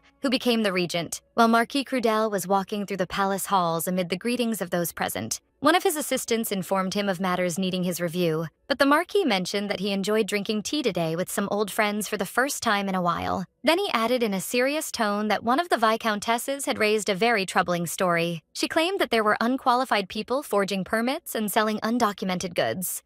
A sly smile formed on the Marquis's face, and he said that upon thinking about it, he realized the permit template had not been reviewed or changed for hundreds of years, making his assistant wonder if he was suggesting adopting a new permit template. The Marquis acknowledged the correctness of his assistant's words, but added that there was an additional condition, which was that new permits would only be issued to those who have a sponsor. A wicked smile appeared on his face as he explained that in this way, even if illegal shop owners fled, there would still be someone they could arrest and hold accountable. He issued his orders that the sponsor must be either a first-degree relative or a nobleman who testifies to their presence for the validity of the application. Then he tasked the Imperial Temple Knights with the mission of implementing these laws, sarcastically commenting that they had nothing to do anyway, which his assistant agreed to with hesitation and fear. The Marquis placed his hand on his chin, thinking that the first target for implementing these measures would be that specific place. It was Ashen Street, which he described as the capital's dirty and dangerous shadow. At that time, one of the customers in Elisha's shop was expressing her surprise at a postage stamp being sold for 800,000 gold pieces. So Elisha confirmed to her that this was natural given its rarity, as only 1,000 copies were issued on the occasion of His Majesty the King's birthday, and a collector had bought it with great enthusiasm. The customer expressed her happiness because she had offered the stamp for sale on consignment, instead of leaving it to collect dust in the storage. Elisha encouraged her to bring other stamps, as there might be another treasure among them, which the customer promised to do with enthusiasm. After the customer left, Elisha felt overjoyed. Selling an item at this price meant her share alone was 80,000 gold pieces. While she was recording in her logs, she thought that the shop's profits had already exceeded 30 million gold pieces, and all that remained now was to grow this money, meaning she could start investing soon. After a busy working day, she hung a closed sign on the door and began cleaning the shop, but she was interrupted by a voice at the door, where one of the employees was asking her if she was already closing the shop. So Elisha replied that the closure would be for today only. She explained that there was a general meeting of Ashen Street merchants because of the upcoming festival. The employee rejoiced to hear that, expressing her excitement for the Ashen Street festival. After the employee bid her farewell, Elisha began thinking about the festival matter, realizing there wasn't much a pawn shop could do during such an event, and that she had only one thing to do, which was to launch a free promotional campaign for festival visitors to attract them to the shop. She had already planned everything, and was confident that if her plan succeeded, customers would flock to the shop. Suddenly, a message arrived for her, and she deduced it was from William because she couldn't see its content. She sprayed a special powder on the paper to reveal the written words, but she was shocked by what she read, as the message stated that the palace would issue new permit templates for merchants, and that anyone who did not meet the new conditions would have their shop closed. The biggest problem was that the grace period given was very short, and that there was talk about Ashen Street being the first target. Elisha felt that what was happening was exactly similar to what happened with Hannah. It was the pretense of legality while planning something suspicious, something that can only succeed with the involvement of high-ranking figures. She wondered anxiously if Roseanne was trying to hatch some plot, targeting her shop this time. She immediately sent a message to William asking him to tell her who was behind this legal amendment. Then she sent another message to Hannah, telling her that merchant permits would be amended, and asking her to let her know the new template in advance if she found out about it. Elisha sighed with annoyance, grumbling that these problems appear at a time when she is already busy. She seriously wondered why Roseanne would go to this extent. Then she remembered what Roseanne said after seeing her grandfather collapse before her, as she laughed, commenting that it would always end this way. Elisha wondered to herself if Roseanne harbored an inferiority complex towards her grandfather, especially since it is said that the Reunion family declined after her grandfather's departure. She felt a sense of bitterness because, without knowing anything, she left her grandfather to live with that woman for 3 whole years. While she was drowned in her thoughts, she was interrupted by the ringing of the doorbell, and a handsome blonde young man entered and asked her if she had finished her work for today. He explained that he would like to take a look at what was in the shop. Elisha was dazzled by his brilliant appearance and felt as if he had stepped out of a fairy tale. She regained her composure and welcomed him, explaining that she was about to close, but she invited him to check the shop, thinking that he probably wouldn't stay long. The young man bowed politely before her, so Elisha thought that it was not easy to turn away a customer with this appearance. He looked like a prince from fairy tales. This made her wonder in confusion why a man like him would come to a pawn shop, especially since his clothes looked like a formal uniform for a knight. Suddenly, an idea flashed in her mind, and she remembered what her grandfather had told her before about knights sometimes coming to request cooperation in investigations. So she immediately decided to prepare her business card. The young man approached her, which caused her to be flustered for a moment. He asked her if she was the shop owner, which she confirmed to him. He looked at her closely and then said he understood the matter. But he surprised her with a sharp question, inquiring about the permission under which she works in this place. Elisha was shocked by his manner, and wondered to herself if this man was a thug and not a knight. Then she thought sarcastically that this might be her chance to test her new magical tool. But she laughed and answered him that this building is private property, so there is no need for permission. The young man ignored her answer and confronted her with another question, accusing her of trading in sacred relics and inquiring whether she had reported this trade to the World Tree Temple. Elisha realized that the law theoretically requires reporting all cases related to sacred relics, but 500 years had passed since that law was issued. It had now become just a neglected law that no one followed, especially with the loss of many relics that were in the temple's possession, and the appearance of new relics that replaced them. The temple could no longer manage each piece individually. The young man deduced from her silence that she had not reported to the temple, but she firmly interrupted him, denying that she had given him any answer. Then she placed a massive ledger before him, explaining that she had kept all documents since the shop opened on February 7th, 912 of the imperial calendar, including records of reporting sacred relics trade to the temple. While he was browsing the ledger, Elisha wondered in confusion how this man knew of the existence of a sacred relic in her shop. She realized that the only relic currently present was the necklace Rena left. Suspicions arose within her that this man might be a follower of that uncle who was pursuing the necklace. The young man closed the ledger and told her that he had verified the records. Elisha asked him if he would now apologize for his groundless suspicion, but he answered in the negative, justifying that there would be more to apologize for later, so he would suffice with postponing the apology for the time being. Then he coldly ordered her to open the door. The blonde young man ordered Elisha to open the door leading to the second floor, threatening to break in by force if she didn't do so by the count of 3. Elisha looked at him with annoyance, thinking to herself that a true knight shouldn't act in such a crude manner. She then remembered that Rena's necklace was hidden on that floor, and at that moment, a blue magical ball was thrown towards the knight. Elisha immediately realized it was a tool that launches a rope to bind the opponent upon impact. The ball rolled on the ground without doing anything, so Elisha decided to feign complete ignorance, justifying it to herself that he hadn't revealed his true identity yet. Elisha feigned features of shock and confusion as if she didn't understand what was happening, but the knight glared at her with a cold look, accusing her of trying to hide the evidence. Then he moved with quick steps trying to storm the door, so Elisha rushed in front of him shouting at him to stop, and warning him that damaging the second-floor door without legal justification is considered destruction of property. He looked at her coldly and asked her to open the door herself then, so she replied that she really wanted to, but there was a problem. With a foolish smile and a slight feigned slap to her head, she claimed she had lost the key to the second floor. The trick didn't fool the knight, who told her this was an additional reason for her to step aside so he could open it himself. Elisha dropped her claims and stood firmly before him, asking directly whether he was looking for a sacred relic. The knight asked if that would change anything. She initiated a question about how he knew of the relic's existence in her shop. Elisha smiled confidently while looking at his magical necklace, hinting that she deduced he was using a magical tool to detect sacred relics. The knight replied that he was not obliged to tell her anything, so she replied with a sarcastic smile, considering that a wonderful thing. The knight thought she had surrendered, so he asked if she would open the door now, but she told him she would be the only loser if she continued to resist. Elisha smiled brightly and coldly asked him to return with a formal search warrant. She added seriously that he must also bring evidence, or at least a statement or a report letter justifying his intrusion. The knight arrogantly claimed that the rights granted to him were above individual property rights, so Elisha challenged him, asserting that they would settle this matter in court. With an angry look, she insisted on her request to bring the search warrant, threatening him that she would summon all the neighborhood residents if he didn't retreat. The knight advanced towards her, ignoring her warnings, so Elisha had no choice but to push him by his arm forcefully, but she was surprised to see him backing away in pain.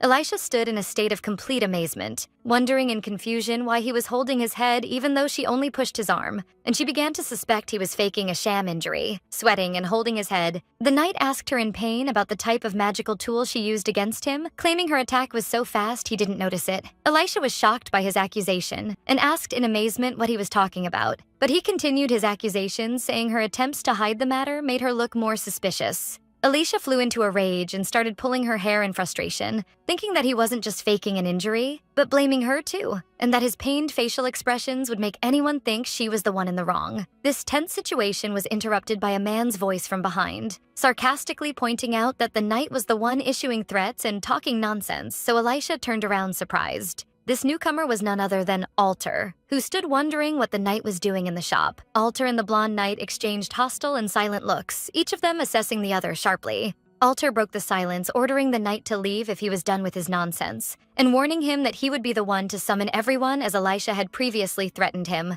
The knight realized the situation was no longer in his favor, so he regained his composure and announced that he would return at a later time. Before he left, he turned towards Elisha, directing a final warning to her that he wasn't finished with her yet, and asserting that no matter how hard she tried to hide the matter, he would track it to the end. After the blonde knight left with heavy steps, Elisha collapsed on the ground from the intensity of tension and exhaustion. Alter approached her, asking anxiously whether she was okay and whether that man had caused her any harm. So she reassured him that she hadn't come to harm, but was just feeling tense. Alter reached out his hand to help her up, and she responded to him while wondering in confusion about the reason for his initiative to extend his hand to her. Alter noticed her surprise and coldly commented that she was talking nonsense again. Alter stepped back a little, denying her claim, and asserting that he didn't do anything of the sort, and asked her not to jump to conclusions with her assumptions. Curiosity pushed her to ask him whether he knew that man who just left, noting that they seemed as if they knew each other. Alter calmly admitted that he knew him a little. This increased her confusion, so she asked him suspiciously whether that man was a real knight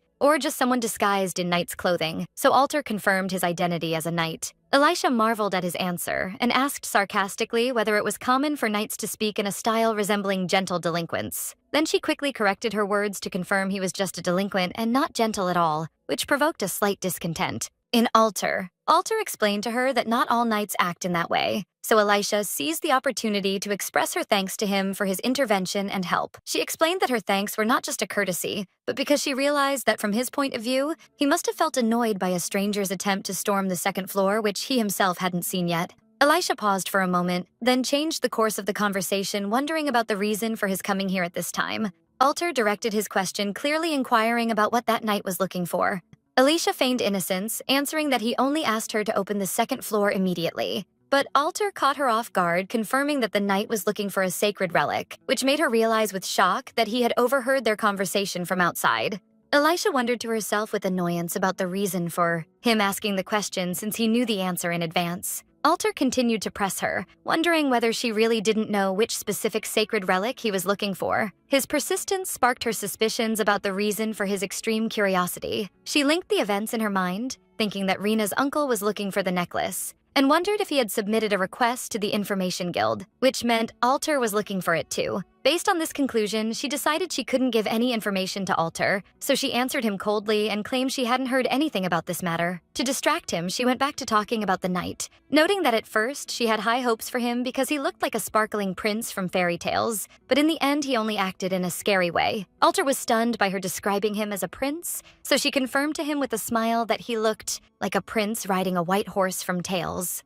Elisha felt internal satisfaction for her belief that her acting of innocence had succeeded in distracting him, although she felt that her image before him had started to look strange. Suddenly, a ringing sound reached her ears, alerting her to an important matter, making her scream in horror, remembering she had completely forgotten about the General Merchants' Assembly. She started gathering her papers in a hurry, thinking aloud that there was much to discuss regarding the festival, and hoping they wouldn't refuse her presence just for being late. While she was looking at the paper that reached her previously, something caught her attention that made her stop in complete amazement. Meanwhile, Alter ignored her confusion and asked her whether that meant the knight hadn't mentioned his exact reason for coming, but she was completely absent-minded regarding what she was holding in her hands. Elisha interrupted him, calling him in his capacity as a customer, and apologized to him politely, wondering if they could postpone this talk for next time. She looked at him with serious features and told him clearly that a very urgent matter had just arisen, and she had to deal with it immediately. Elisha sat behind her desk to read the paper that reached her carefully, to discover that the new permit template contains only one change compared to the old template. When she scrutinized the text, it became clear to her that the amendment states that to obtain approval,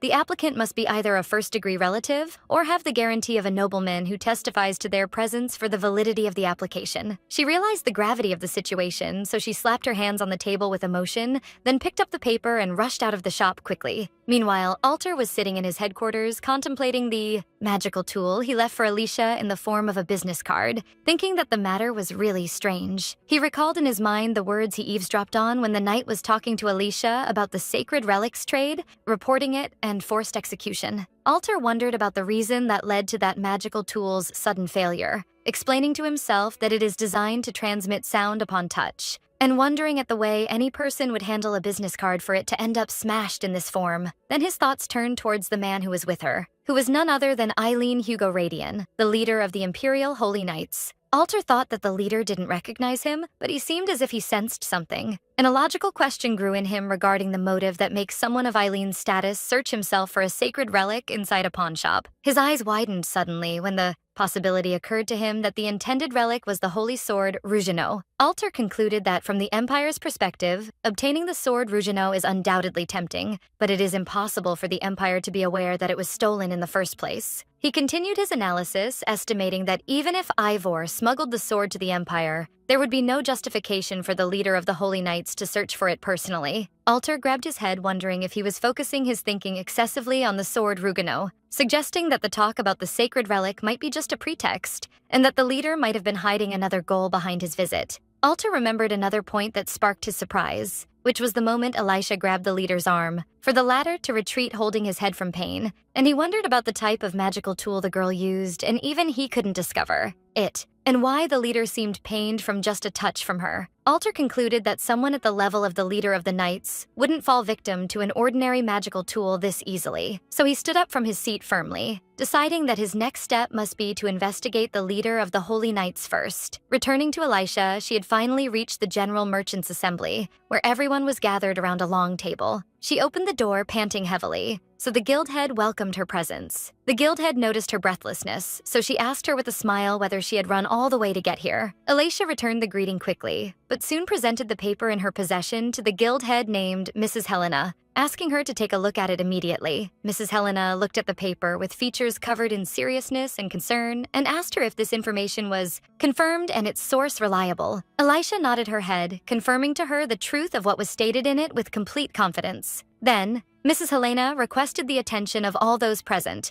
and announced the temporary postponement of the planned festival agenda today, which sparked the merchants' surprise. When they asked her for the reason for this sudden decision, she explained to them that a more urgent and dangerous matter had just arisen. Mrs. Helena began to explain, noting that some might have already heard rumors stating that the merchant license template will be amended soon. She confirmed that the details related to this amendment are very dangerous, as the new amendment states that approval requires either a first-degree kinship or the presence of a nobleman who sponsors the merchant, which sparked gasps of shock among the audience. A state of panic and anger prevailed among the merchants, and one of them complained crying about being informed of a case of this magnitude in this sudden way, while another shouted angrily that this decision means practically closing the shops of all who do not have family or relations with the nobles. In the middle of this chaos, Elisha was certain within herself that this act carries the fingerprints of Viscountess Roseanne, for she is the only one who might resort to such base methods, and she concluded that she was plotting to drive her grandfather out of the market. Elisha clenched her fist in anger, denouncing the extent of this woman's cruelty who took an entire street hostage just to get at one old man. She reminded herself of the necessity to stay cohesive and maintain her calm in order to protect her grandfather and thwart these plots. Elisha realized that Roseanne's purpose was limited to one of two things, either forcing her to bring her grandfather to her or pushing her to beg her for help. She sighed with distress while placing her hand on her head, wondering to herself about the reason for the succession of problems and annoying matters on her lately. Her frustration increased until she started pulling her hair, for she was feeling very anxious regarding Rena's necklace, and thinking sadly about how to get rid of that knight whom she described as a gentle delinquent if he returned again. An idea flashed in her mind, which was that if she managed to obtain another sacred relic, she would be able to hide the necklace, so much so that she seriously wondered if she should sneak in and search the temple grounds to solve this dilemma. Her stream of thoughts was interrupted by a sudden welcome voice from someone who just entered, so she raised her head to look at him. She was surprised to see the young man Crescens who tried to rob her, who told her with a wide smile that he had returned to fulfill his promise, wondering if she remembered him. Elisha was struck by overwhelming shock and screamed in horror and anger at seeing him again. The young man grumbled with innocent features at her violent reaction, considering her facial expressions were harsh towards him. But she didn't care for his grumbling, but rather scolded him sharply, denouncing his daring as a thief to enter her shop with all insolence. In a moment of anger, Elisha turned a blue magical ball and threw it at him with all her strength. The ball hit him to explode and launch a glowing magical net, for Elisha to realize then that the tool was not broken as she previously thought. The young man fell to the ground while completely bound by the magical net, commenting with a nervous smile on this violent welcome. Elisha felt great relief and extreme happiness because her magical tool worked efficiently. She grabbed the magical net strongly to ensure its stability and wondered anxiously if this net would dissolve. The young man smiled and assured her it wouldn't dissolve, adding he didn't even intend to try to untie it before her, and calling her by the title President. Then he asked her with playful curiosity about her plan and what she intended to do with him while he was bound in this way. Elisha asked him sternly about the real reason that pushed him to return to her shop. The young man justified his return by saying their first meeting was not successful, so he came to apologize and correct the misunderstanding that occurred between them. He confirmed to her seriously that he is not a thief, as she thinks, pointing to his bag to clarify that he brought with him evidence proving his innocence. Elisha pulled his bag skeptical of his claims about the evidence, while he begged her to untie his bound to speak comfortably, showing his extreme curiosity about several matters, but she ignored him and started searching the bag. She asked him coldly about the nature of this curiosity, so he answered in fascination that he wonders about the ability that enables her to evaluate and appraise sacred relics with that amazing speed. He reassured her that he is not a commercial spy, but rather his motive is just academic curiosity. And at that moment, Elisha took out from his bag a glass snow globe that looks like a sacred relic. Elisha looked at him with a terrifying look and asked him with biting sarcasm whether his keeping this sacred relic also stemmed from his academic curiosity. Then she lost her nerves completely and shouted in his face, fiercely demanding him to confess the place from which he stole this sacred piece. The young man retreated in fear inside his net, denying the charge of theft strongly, and denouncing that she should think him foolish enough to display to her something he had stolen. Elisha asked him suspiciously about the reason for his possession of such a precious thing, so he answered confidently, justifying it by saying he works in the field of sacred relics. Elisha tilted her head in confusion, wondering if his work meant he belonged to the temple. The young man smiled nervously and confirmed that to her, apologizing for not being able to delve into the details of his work at the present time. But his mysterious answer increased her suspicions, so she flew into a rage, accusing him that he had stolen another sacred relic from the temple and that he was lying insolently to cover up his crime. Elisha kept the glass globe in her hand, refusing to return it, which made the young man stammer, wondering in shock about the reason for her seizing this piece too. Elisha glared at him firmly and told him sternly that she would return what he stole to its correct place. While she was about to leave carrying her bag, she warned him against thinking of making money from behind that piece, asserting she would take it herself to the temple. Before she went out, she ordered him to stay in his place without moving until she returned, threatening him with a harsh punishment that would make him cry. The door closed behind her, leaving the young man alone inside the magical net, where he expressed his relief because she would return the piece to the temple indeed. But soon other thoughts took control of him, wondering in confusion about the ability by which she was able to identify the sacred relic with that speed again. He recalled the fact that that glass globe was not classified as a sacred relic, except recently due to the difficulty of evaluating its energy, which makes her immediate recognition of it amazing. The young man smiled calmly, certain within himself that this ability of hers was no longer just a coincidence. The young man looked at his hands, accepting the idea of being treated as a thief once again, and justifying it by saying the temple's project to recover sacred relics is proceeding in complete secrecy, so this misunderstanding was inevitable. In a moment, he used his energy to break the magical net with complete ease, revealing in his secret that his true identity as a cardinal is a much bigger secret. The young man stood liberated from his bounds, remembering Elisha's order to him to stay and wait. But he headed towards the door to leave, thinking that he is a person who must return to the temple to perform his duties.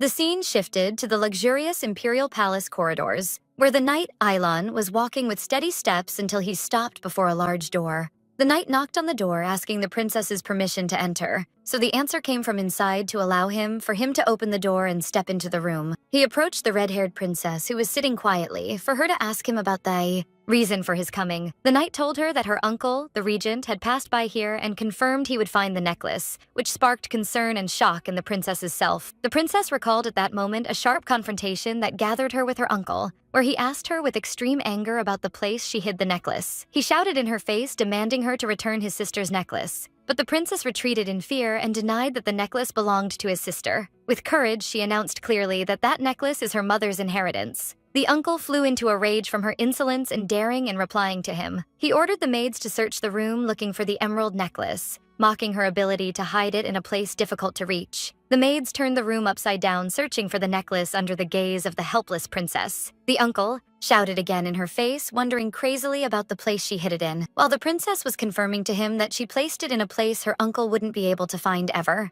The uncle threatened her with extreme anger that he would search the entire palace, rather the whole empire if necessary, warning her that she wouldn't be able to hide the necklace forever. Returning to the present, the princess asked the knight Eilon hesitantly whether he had gone to search the gray area today, so he confirmed to her that he did so indeed based on the regent's orders. He added that he found there an old pawn shop run by a young woman. The princess grabbed her fist with extreme tension and asked him about the reason for telling her these details. The knight revealed to her seriously that the piece the regent ordered him to search for seems to be present in that place. The princess stood up from her place in a state of panic and shock, begging the knight and pleading for it not to be in his intention to execute her uncle's orders and hand over the necklace to him. The princess held the hand of Knight Elon, reminding him that he was the captain of the Holy Knights who had sworn to serve the imperial family. He replied that he had indeed pledged to dedicate everything to the empire. This prompted her to ask cautiously whether that meant he would follow her uncle's orders, since he was the one ruling the empire now. The knight knelt on his knee, explaining that the oath he took was to protect the Breslev bloodline until his last breath. However, he admitted the difficulty of protecting the place she wished to preserve, namely the pawn shop, which left the princess in shock. Then he stood up and asked her to rest well, turning to leave the room. After his departure, the princess placed her hand on her chest, having resolved to protect that place herself. The princess put on a hooded cloak, disguising herself in preparation to go out, and her identity was revealed as Katrina Breslev, the princess of the empire. Meanwhile, Alicia had arrived at the towering temple building, and she was amazed by its grandeur, which she hadn't noticed during her previous visit at night. She was thinking that when she returned to the pawn shop, that thief had already disappeared,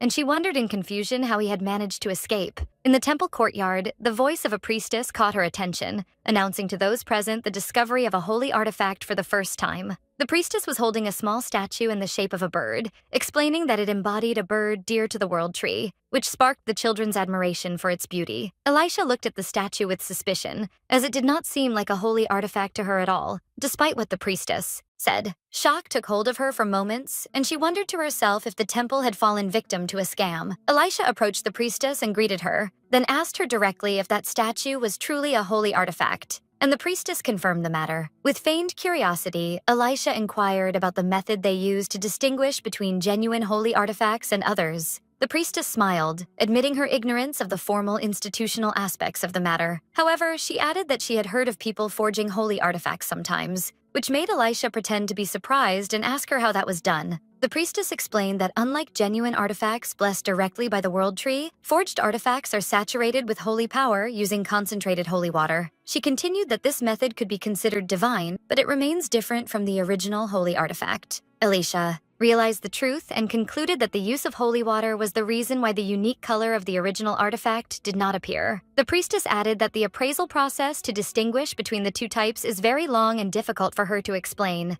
so Elisha thanked her for the clarification. The priestess prayed for a blessing for Elisha and left with the children. Elisha stood thinking that they do not rely on visible light alone, but use other methods for verification. But she wondered anxiously whether they would believe her if she told them that an artifact that had already passed all these tests was actually a fake, especially since it was displayed to everyone. Despite her hesitation, she resolved not to stand idly by and watch a fake artifact be displayed with pride. She decided she would first accomplish the goal for which she came, and after that, she would tell them the truth. Elisha entered one of the temple halls where a priest received her and asked what service he could provide for her. She told him that she would like to know the procedures followed for borrowing a holy artifact. The priest looked at her scrutinizingly and asked her if she was an envoy from a bishop of another parish.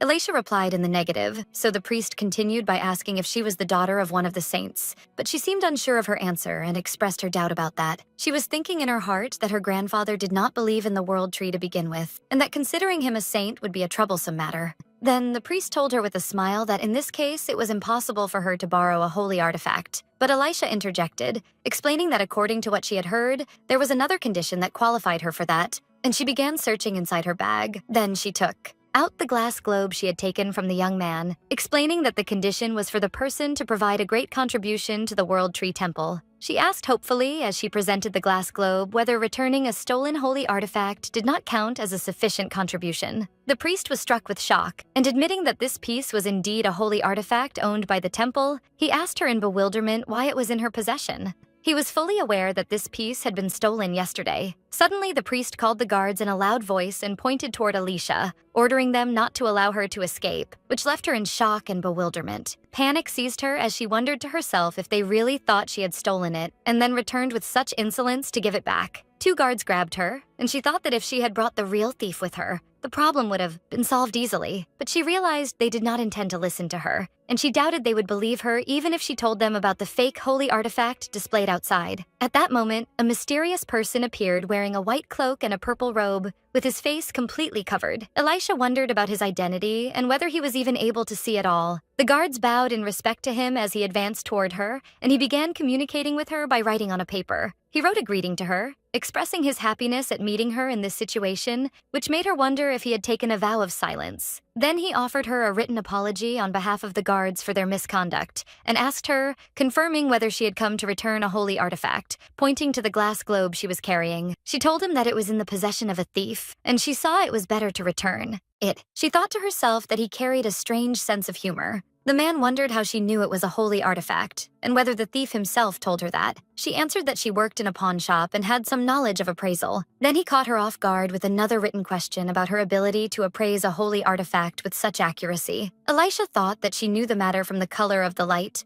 but she realized that this was something everyone knew, and that she possessed a better ability to sense the matter. In order not to seem boastful, she recalled her grandfather's advice, who taught her to always be careful when appraising, but that she must trust her intuition sometimes. With a warm smile, she answered him that her grandfather had taught her a lot. He wrote to her that he had understood, then returned to the subject of her original request, which was borrowing a holy artifact. In appreciation of her initiative in returning the stolen piece, he decided to allow her to borrow another artifact for a specified period, which overwhelmed her with happiness and moved her to thank him warmly. Before she departed, she whispered to him about the bird-shaped holy artifact in the exhibition hall, suggesting that he reevaluate it again. She expressed her explicit doubt about it being a genuine artifact, so he wrote back answering that he would do so, and thanked her for her advice. Elisha felt relieved because he was an open-minded priest. Meanwhile, the first priest returned and offered her his apology for his misconduct, and she met his apology with understanding. Then he guided her to accompany him in order to complete the procedures for borrowing the holy artifact. The mysterious priest handed her a paper on which he wrote that he would send someone to her workplace soon because he might need her help personally, and asked her to receive them naturally this time. Elisha wondered to herself about his intended meaning for the word natural, assuming he did not want her to act formally just because they were priests. Then she smiled a broad smile and expressed her agreement, welcoming their visit at any time. As she was leaving, she thought that if she could build a good relationship with the temple, she might obtain holy water at a cheaper price. The mysterious priest waved to her, bidding her farewell while he smiled. As soon as she left, the identity of the mysterious man was revealed, who was none other than Cardinal Crescens, and he immediately issued orders to remove the bird-shaped crystal statue. Then he ordered that the appraiser who examined that piece be brought to him. He assured himself that in this way he had paid for the appraisal, promising another meeting. Elisha left the temple carrying the holy artifact she borrowed, and she noticed its light was a bit dim, but she convinced herself that a holy artifact remains a holy artifact. She found herself walking in a quiet garden and wondered if this was the holy sanctuary. Although under her grandfather's influence, she did not believe in gods. She felt grateful to the world tree that granted her a second chance at life and pledged to live while doing good. Then she decided to ask for one very small wish. She wished with pain and hope that her grandfather would never forget her. Meanwhile, her grandfather was sitting alone in his bed. One of the maids entered carrying his medicine and the newspaper for him. He coldly ordered her to leave the items and depart, but she apologized, explaining that she must make sure he takes the medicine completely before she can leave, so he agreed with her. He smiled bitterly, commenting that his memory was no longer as it was. After she watched him take the medicine, she made sure he had emptied the cup completely. Then she hurried to depart. The grandfather thought to himself that they considered him an evil moneylender, and that this was suitable for him, for in that way they wouldn't notice that he was switching the cups. He recalled the memory of Alicia asking him for the shop's seal, pledging to protect it no matter what. Then he opened the window and poured the poisoned medicine out, whispering in his heart and reassuring her not to worry and to rest well. He added that she must protect the shop and protect herself as well. Elsewhere, the sorceress Emma was talking with Elisha, wondering if the deadline for finding a sponsor was midnight tonight, and expressed her relief because they discovered the matter in advance thanks to her. Elisha asked her if she had a sponsor, and Emma replied in the affirmative. She added proudly that about whether her grandfather, Michel, would come today, which left Elisha in confusion and hesitation. Elisha answered with a forced smile, explaining that her grandfather was in a distant place and wouldn't be able to attend on time. Emma wondered about her next step, so Elisha reassured her that she would find someone else to help her. Emma expressed her full confidence in Elisha's ability to manage the matter. Then, Emma changed the course of the conversation, inquiring about the reason for her visit and whether she needed another magical tool, which Elisha denied. Elisha extended her hand while carrying the blue magical ball and told Emma that she thought the product she bought was defective. Emma was struck with shock and shouted, denouncing the idea of a defect in her products, asserting that the word defective was impossible in her dictionary. Emma took the ball to examine it closely and confirmed there was nothing wrong with it. But Elisha explained to her that when she tried to use it the first time, nothing happened at all. And the second time, the man she caught managed to untie the net himself and escape. After a moment of reflection, Emma realized the true cause of the problem. She revealed to the shocked Elisha that the tool had been subjected to interference from a holy power, and that she felt as if holy water had been poured over it completely. The matter did not stop there. Emma pointed out the existence of another strange thing. Both of the men Elisha faced were indeed strange. Then she reached a dangerous conclusion, that one of these two men possesses something he should not possess. Later, while the atmosphere was charged with the spread of knights everywhere, the scene was interrupted by sudden news reaching Elisha. For her to be surprised by Alter appearing before her suddenly, she received him with wonder and asked him for the reason for his coming, explaining that there were no weapons awaiting his consultation yet. Alter answered her that he did not come to request a consultation. Rather, he came to talk about the knight who visited her last time. Elisha smiled playfully while describing that knight as a brilliant and polite delinquent. Alter wondered about the reason for her insistence on using the word brilliant, and before he surprised her, he asked her not to be shocked, then revealed to her that that man is a holy knight. Elisha did not seem completely surprised, so he asked her if she knew that. She answered that she knew that man seemed extraordinary in several ways, but he caught her off guard with another question about whether she also knew that he was the captain of the Imperial Holy Knights, which struck her with overwhelming shock, and she wondered in bewilderment if that was true. This revelation made her wonder in confusion about the identity of Rena's uncle and the extent of his influence that allows him to issue orders to the captain of the Holy Knights. But more importantly, she suddenly remembered an important article she read in her previous life regarding the captain of the Knights at this specific time, so she began pulling her hair in emotion. Alter noticed her strong reaction and told her that he did not intend to provoke her to this extent. So she bowed before him and thanked him for informing her of this matter. Alter asked her if she had anything else to say, and she repeated her thanks to him for informing her. But he explained that this was not what he meant, and asked her directly if she did not intend to request help. Then he reminded her of what he said to her last time, which was that she could request help if she needed security or guards. Alter commented on the idea of a holy knight coming from the Empire to the pawn shop that Elisha values so much. But she smiled and told him that she would try to handle the matter herself for the time being, thanking him for his concern. Alter was surprised by her reply, so she confessed to him with a light laugh that she was frankly unaccustomed to receiving help. She added another justification, which was that she heard his employment fees were very exorbitant. Alter told her that she must practice receiving help today, and announced that he would stay in a corner of the shop, asking her to call him the moment she needed help, which made her seem surprised. With a smile full of gratitude, she agreed to his offer and thanked him. Their conversation was interrupted by a voice from the door for the blonde knight to enter, apologizing for the interruption. He advanced toward her and presented the search warrant she requested last time. While she was receiving it, he apologized for his delay in introducing himself, but she stopped in shock as she read the name written on the warrant. He bowed before her politely and introduced himself as Elon Hugo Ladien, captain of the Holy Knights in the Beryliev Empire. At that moment, Elisha realized the matter and remembered the reason why she had memorized a newspaper article about this man. She recalled in her memory an image of a horrific news report announcing the death of the captain of the Holy Knights, Elon Hugo Ladien, in a mysterious terrorist attack, and realized with shock that this man would die soon. He was found one night as a lifeless body, and his body had been completely torn apart. The scene was horrific, as if a monster had devoured him, despite the impossibility of such a monster roaming in the imperial palace. Even stranger, the crime scene was remarkably clean,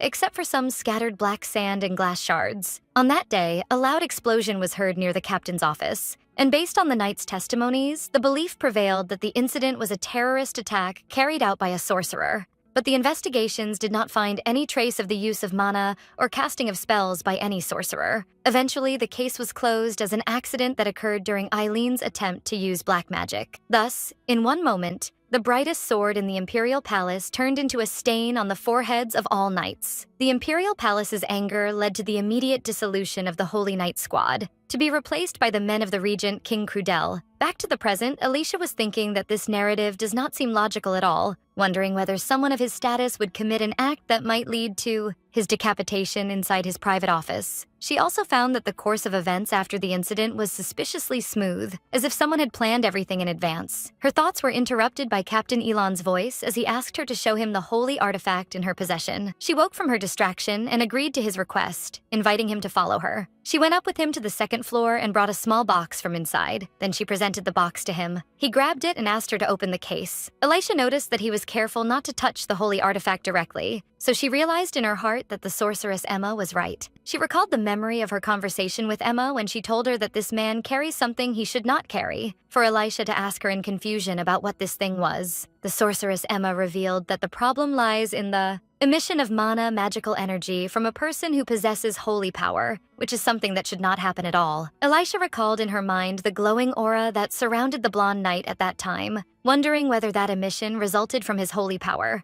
Emma explained that this person might have been forcibly injected with mana by someone, which led to his entry into a dangerous state known as mana poisoning. She concluded that given the high level of holy power he possesses, he must be a high-ranking priest or a holy knight, asserting that there is no foolish person who might dare to use magic directly against a person of this status. Based on that, Emma suggested that he might have been secretly exposed to mana stones, which made Alicia wonder in confusion how someone could expose him to those stones without his knowledge. Emma explained the matter that the culprit must have hidden those stones in his daily items, that he uses constantly, explaining that one shard is not enough, and even if it were compressed, the quantity required to cause this effect must be enormous. Emma seriously warned Alicia against interfering in this matter as much as possible, noting that the one who hatched this plot is an extremely cruel and malicious person, for Alicia to inquire about the reason for this severe warning. Emma explained that a person suffering from mana poisoning suffers from severe and excruciating pain as soon as he approaches or touches any holy artifact or holy power.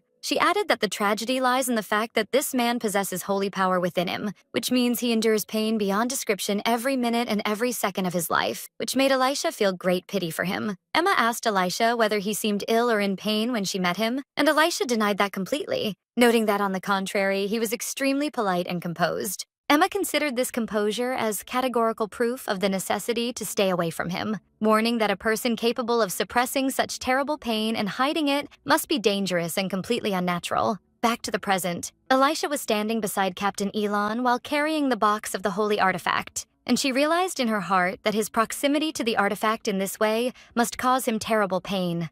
Alicia sincerely wished that this situation would end quickly so that he could leave and stay away from the source of pain, while Captain Elon affirmed steadily that he had verified the artifact. The captain bowed before her politely, expressing his deep thanks for her cooperation with him. Alicia was surprised by his calm reaction, and wondered to herself in amazement whether the matter had really ended this simply without any hostile act from him. While he was about to depart, Alicia suddenly rushed toward him and grabbed his arm, asking him to wait for a moment, which made him flinch and retreat sharply, and signs of clear pain appeared on his features following her direct touch. Alicia withdrew her hand immediately and apologized to him with extreme concern for her haste. The captain grabbed his arm, trying to compose himself and hide his pain, while Alicia was thinking that at first she didn't intend to care for his condition, whether he was suffering from mana poisoning or not. But she remembered the information she recently obtained about the regent, Marquis Crudel, being the one who led the legal amendments related to permits after a suspicious tea session, and realized that the situation had changed now. Alicia concluded that if Elon agreed in opinion with the Regent Crudel, there would have been no reason driving the latter to try to harm the captain of the Holy Knights and get rid of him. Based on the principle that the enemy of her enemy is her friend, she decided that she must help him, and that the first step for that is to know how he was exposed to mana poison. But she wondered in confusion whether someone like him would reveal his weakness this easily, and of his own free will. She offered him again to examine the holy artifact more accurately to be sure, but he reassured her that the examination he performed was sufficient. He justified that by saying her possession of a permit from the temple proves beyond doubt that the artifact displayed is original and certified, while sweat was pouring from him and tension was apparent on him. Alicia noticed the paleness of his face and the badness of his condition, so she asked him with concern whether he felt a health malaise, but he insisted steadily that he was perfectly fine. The captain smiled a faint and suspicious smile, noting that as a holy knight, it is impossible for him to be in pain when exposed to holy power, as if he were trying to dispel her doubts. But Alicia did not hesitate and confronted him with a direct and frank question as to whether he suffered from a state of mana poisoning. The captain was struck with bewilderment and shock at her knowledge of this precise term and the truth of his hidden condition. Alicia quickly recovered the situation and claimed she read about an exactly similar case of a priest who suffered from mana poisoning in one of the ancient manuscripts she passed by. Alicia explained to Knight Elon how a mana stone was discovered hidden inside a pillow someone received as a gift, and asked him whether he had received any gifts recently. Elon recalled at that moment the image of a man wearing a formal suit as he presented a box containing an hourglass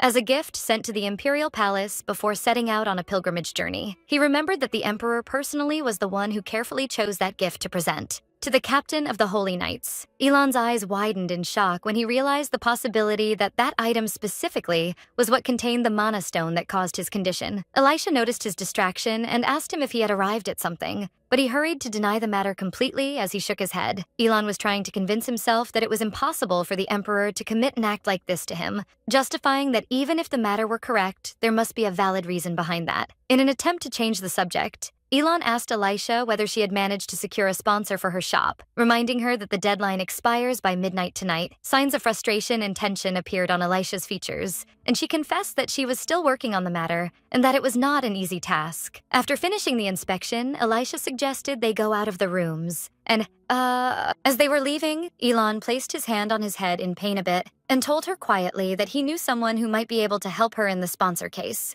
Elisha turned toward him quickly, and her face brightened with hope and surprise at his unexpected offer. Elisha asked him about his identity, but Elon ordered Elisha to wait and extended his arm toward her. This sudden intervention led to Elisha losing her balance, to retreat backward and stumble on the stairs. But before she fell, Alter caught her quickly and gracefully between his arms, holding her strongly under Elon's gaze. Alter stared angrily toward Elon, asking sharply what he thought he was doing causing this situation.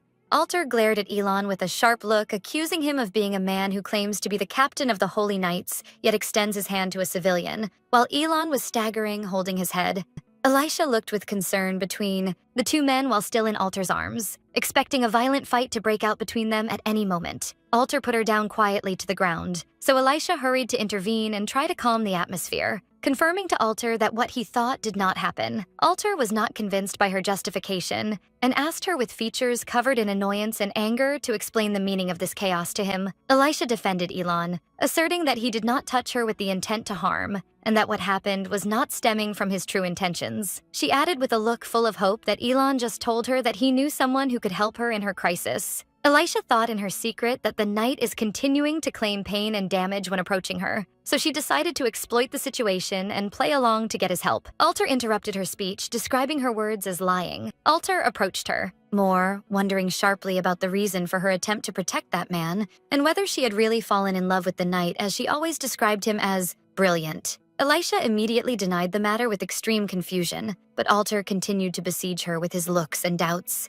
Alter placed his hand on his chest and asked her in a tone carrying a mixture of seriousness and jealousy whether she trusted this knight whom she had only met twice more than she trusted him. Elisha felt awe from his constant proximity and stepped back a step with fear and tension. In that decisive moment, Elon intervened and drew his holy sword, directing its blade directly toward Alter's neck, and demanded him sternly not to threaten her. But Alter did not show any sign of fear, but rather mocked the situation and pushed the sword blade with his finger coldly, noting that Elon was the one issuing the threat at the present time. The tension continued between the two men as Elon directed his sword toward Alter, but the situation was suddenly interrupted by the appearance of a person wearing a black cloak, whom Elisha called, wondering if she was Rena. The girl pushed back her hood to reveal her red hair and green eyes, to reveal she was Princess Katrina, which struck Elon with extreme shock that pushed him to ask in bewilderment about the reason for her presence in this place. The princess ignored Elon's shocked question and directed her speech directly to Alicia, explaining she came only to be reassured about the safety of the security she left with her. The princess approached Elisha, apologizing for not possessing money at the present time due to her going out in haste, but she promised her to bring the fees next time. Then she reassured Elisha and told her not to worry about the matter of finding a sponsor for her shop. Their gazes met, and the princess realized from Elisha's reaction that Elon had already told her that there was someone who would help her, expressing her surprise that the knight had revealed the matter in advance. The princess put her hood back with a light smile and told Elisha that she would understand everything by nightfall. Then she bid her farewell on the hope of meeting again and headed toward the door to depart, while Elon followed her silently. Elisha watched her departure as she emphasized they're looking forward to the next meeting. As soon as the princess left, Elisha suddenly lost her balance and nearly fell, if not for Alter's quick intervention, who supported her between his arms, wondering with concern about her condition. Elisha leaned on him with a tired smile, confessing that she feels complete depletion of her energy. Alter looked at her with features covered in annoyance, reminding her that this situation does not call for laughter, which she agreed with weakly. Elisha closed her eyes with fatigue, noting that she would take a nap for only 30 minutes, justifying that although she strongly desired to surrender to sleep, she has work that must be accomplished. Alter sighed sarcastically as he held her to him, wondering in himself if she was planning to use him as an alarm clock to wake her up. In a moment of weakness, Elisha whispered in a faint voice, confessing to him that she was feeling extreme fear a while ago, asserting that his presence beside her had granted her a feeling of relief. Then she added that she would ask him for one last service. Later, Elisha fell into a deep sleep on her desk, while Alter stood contemplating her, marveling at the situation. Alter directed his gaze toward the ledger, considering this was the perfect opportunity to examine it. Alter pulled the ledger quietly and started turning its pages, thinking that if he managed to find any trace of the sorcerer Ivor here, his work in this place would end. After a thorough search, he closed the ledger with a sigh, surprised by his not feeling any disappointment, as if he had expected this result from the start. He looked at the sleeping Elisha and concluded in his heart that he perhaps already realized that this woman was completely innocent. Elisha repeated the muttering in her sleep, so Alter returned the ledger kindly under her head. At that moment, a faint flash emanated from Elisha's hand, for the magical tracking device in Alter's wrist to react with it suddenly. Alter's eyes widened in shock from this reaction, confirming to himself that Ivor had been present in this place. And very recently, since the ledger Elisha wrote was devoid of any trace of him, Alter concluded that the person who moved and covered up the matter must be the man she calls her grandfather. The scene shifted to Raum province in the Eastern Empire, where Viscountess Roseanne was flying into a rage inside her palace, wondering crazily how they failed to find anything despite their search in the entire pine forest, while her husband tried to calm her. Roseanne shouted in her husband's face, "Nicholas Raum," denouncing his attempt to calm her in light of this situation, and she glared at him with a sharp look, confirming confidently that he must have overlooked something. The husband stammered, wondering about her intent, for she advanced toward him and pointed at him sternly, reminding him that he was the one who painted the imitation copy of the Cologne forest painting. Then she grabbed his shirt collar strongly and threateningly, demanding him to confirm whether he had erased or ignored any elements from the original painting, thinking they were unimportant. Nicholas defended himself while trembling, confirming to his wife Roseanne that he had copied the painting with extreme precision exactly as it was. But Roseanne flew into a rage and pushed him violently to fall on the floor, then ordered him sternly to leave her room immediately. Nicholas rose quickly and ran out of the room in a state of extreme panic. Roseanne sat on her seat exhausted as she placed her hand on her head, grumbling, describing him as a useless fool, and Roseanne sank into her thought, wondering at her uncle's not appearing on that day, even though the pawn shop he runs is about to close. A malicious smile formed on her lips as she was certain that once the shop went bankrupt, it would be only a matter of time before they could track and find him, assuring herself of the impossibility of that girl being able to secure a sponsor in this tight time. Her train of thought was interrupted by her brother's intrusion into the room quickly while sweating, calling her eagerly to tell her of an urgent matter. Roseanne glared at him with annoyance, wondering about the reason for his coming at this late hour of night, for he stammered as he told her that something had happened to their uncle's pawn shop. Her brother completed his shocking sentence, explaining that they had already found a sponsor and that the shop permit had been renewed, which sparked Roseanne's shock and bewilderment. Roseanne jumped from her seat in a raging anger, wondering disapprovingly about the identity of the person who would dare to sponsor that shop, for her brother to surprise her that the matter is not limited to the shop only, but that there is someone who came forward to sponsor the entire street. Roseanne did not believe what she heard and inquired in bewilderment about the meaning behind that, for her brother to tell her that the Imperial Princess Katrina Breslev had personally announced her sponsorship of all the street shops. Earlier that night, specifically a few hours before the end of the licenses, renewal deadline, the regent Marquis Crudel was meeting with his men in the Imperial Palace, where he inquired about the course of the Ashen Street shop's licenses renewal process, and one of his assistants answered him that only half of the shops managed to find sponsors, while the other half was unable to do so. Crudel issued his orders sternly to close any shop that fails to renew its license on that day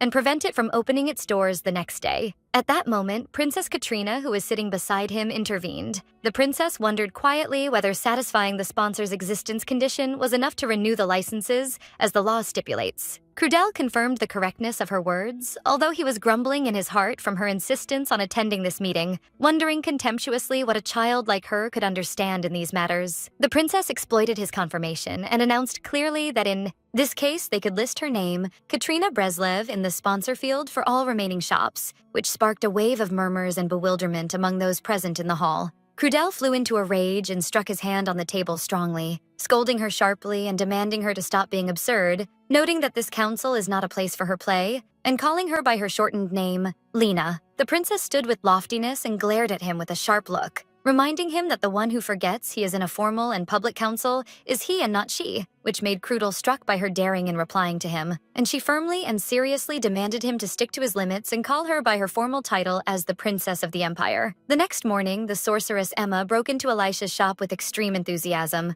asking eagerly whether she had heard the latest news. Emma zapped the good tidings to Elisha, explaining that Princess Katrina had agreed to be the sponsor for all Ashen Street shops, expressing her great relief at this breakthrough in the crisis. Elisha smiled with relief and reassurance at no shop having to close, and realized then the true meaning behind the princess's words when she told her she would understand everything by nightfall. Emma wondered with curiosity about the motives that might make the princess take a decision like this, while Elisha sufficed with feigning lack of knowledge. But Elisha was guessing in her heart the real reason, wondering in amazement whether the princess had really taken this bold step for her sake. Suddenly, Emma clapped her hands as if she remembered an important matter. For Elisha to initiate her with a question whether the matter concerned the sorcerer she asked her to track previously, for Emma to confirm that enthusiastically. Emma explained she had not confirmed categorically yet, but one of her friends told her that the spell formula seemed familiar to him, which made Elisha breathe a sigh of relief. Elisha placed her hand on her chest, expressing her deep relief, confessing she was afraid Emma wouldn't be able to find any thread leading her to that sorcerer. Their conversation was interrupted by the ringing of the doorbell announcing the entry of a customer whom Elisha welcomed. Emma asked permission to depart to let Elisha start her work, and bid her farewell, waving her hand. While Emma was leaving the shop with quiet steps, she sank into her thought, contemplating Elisha's extreme enthusiasm regarding that sorcerer,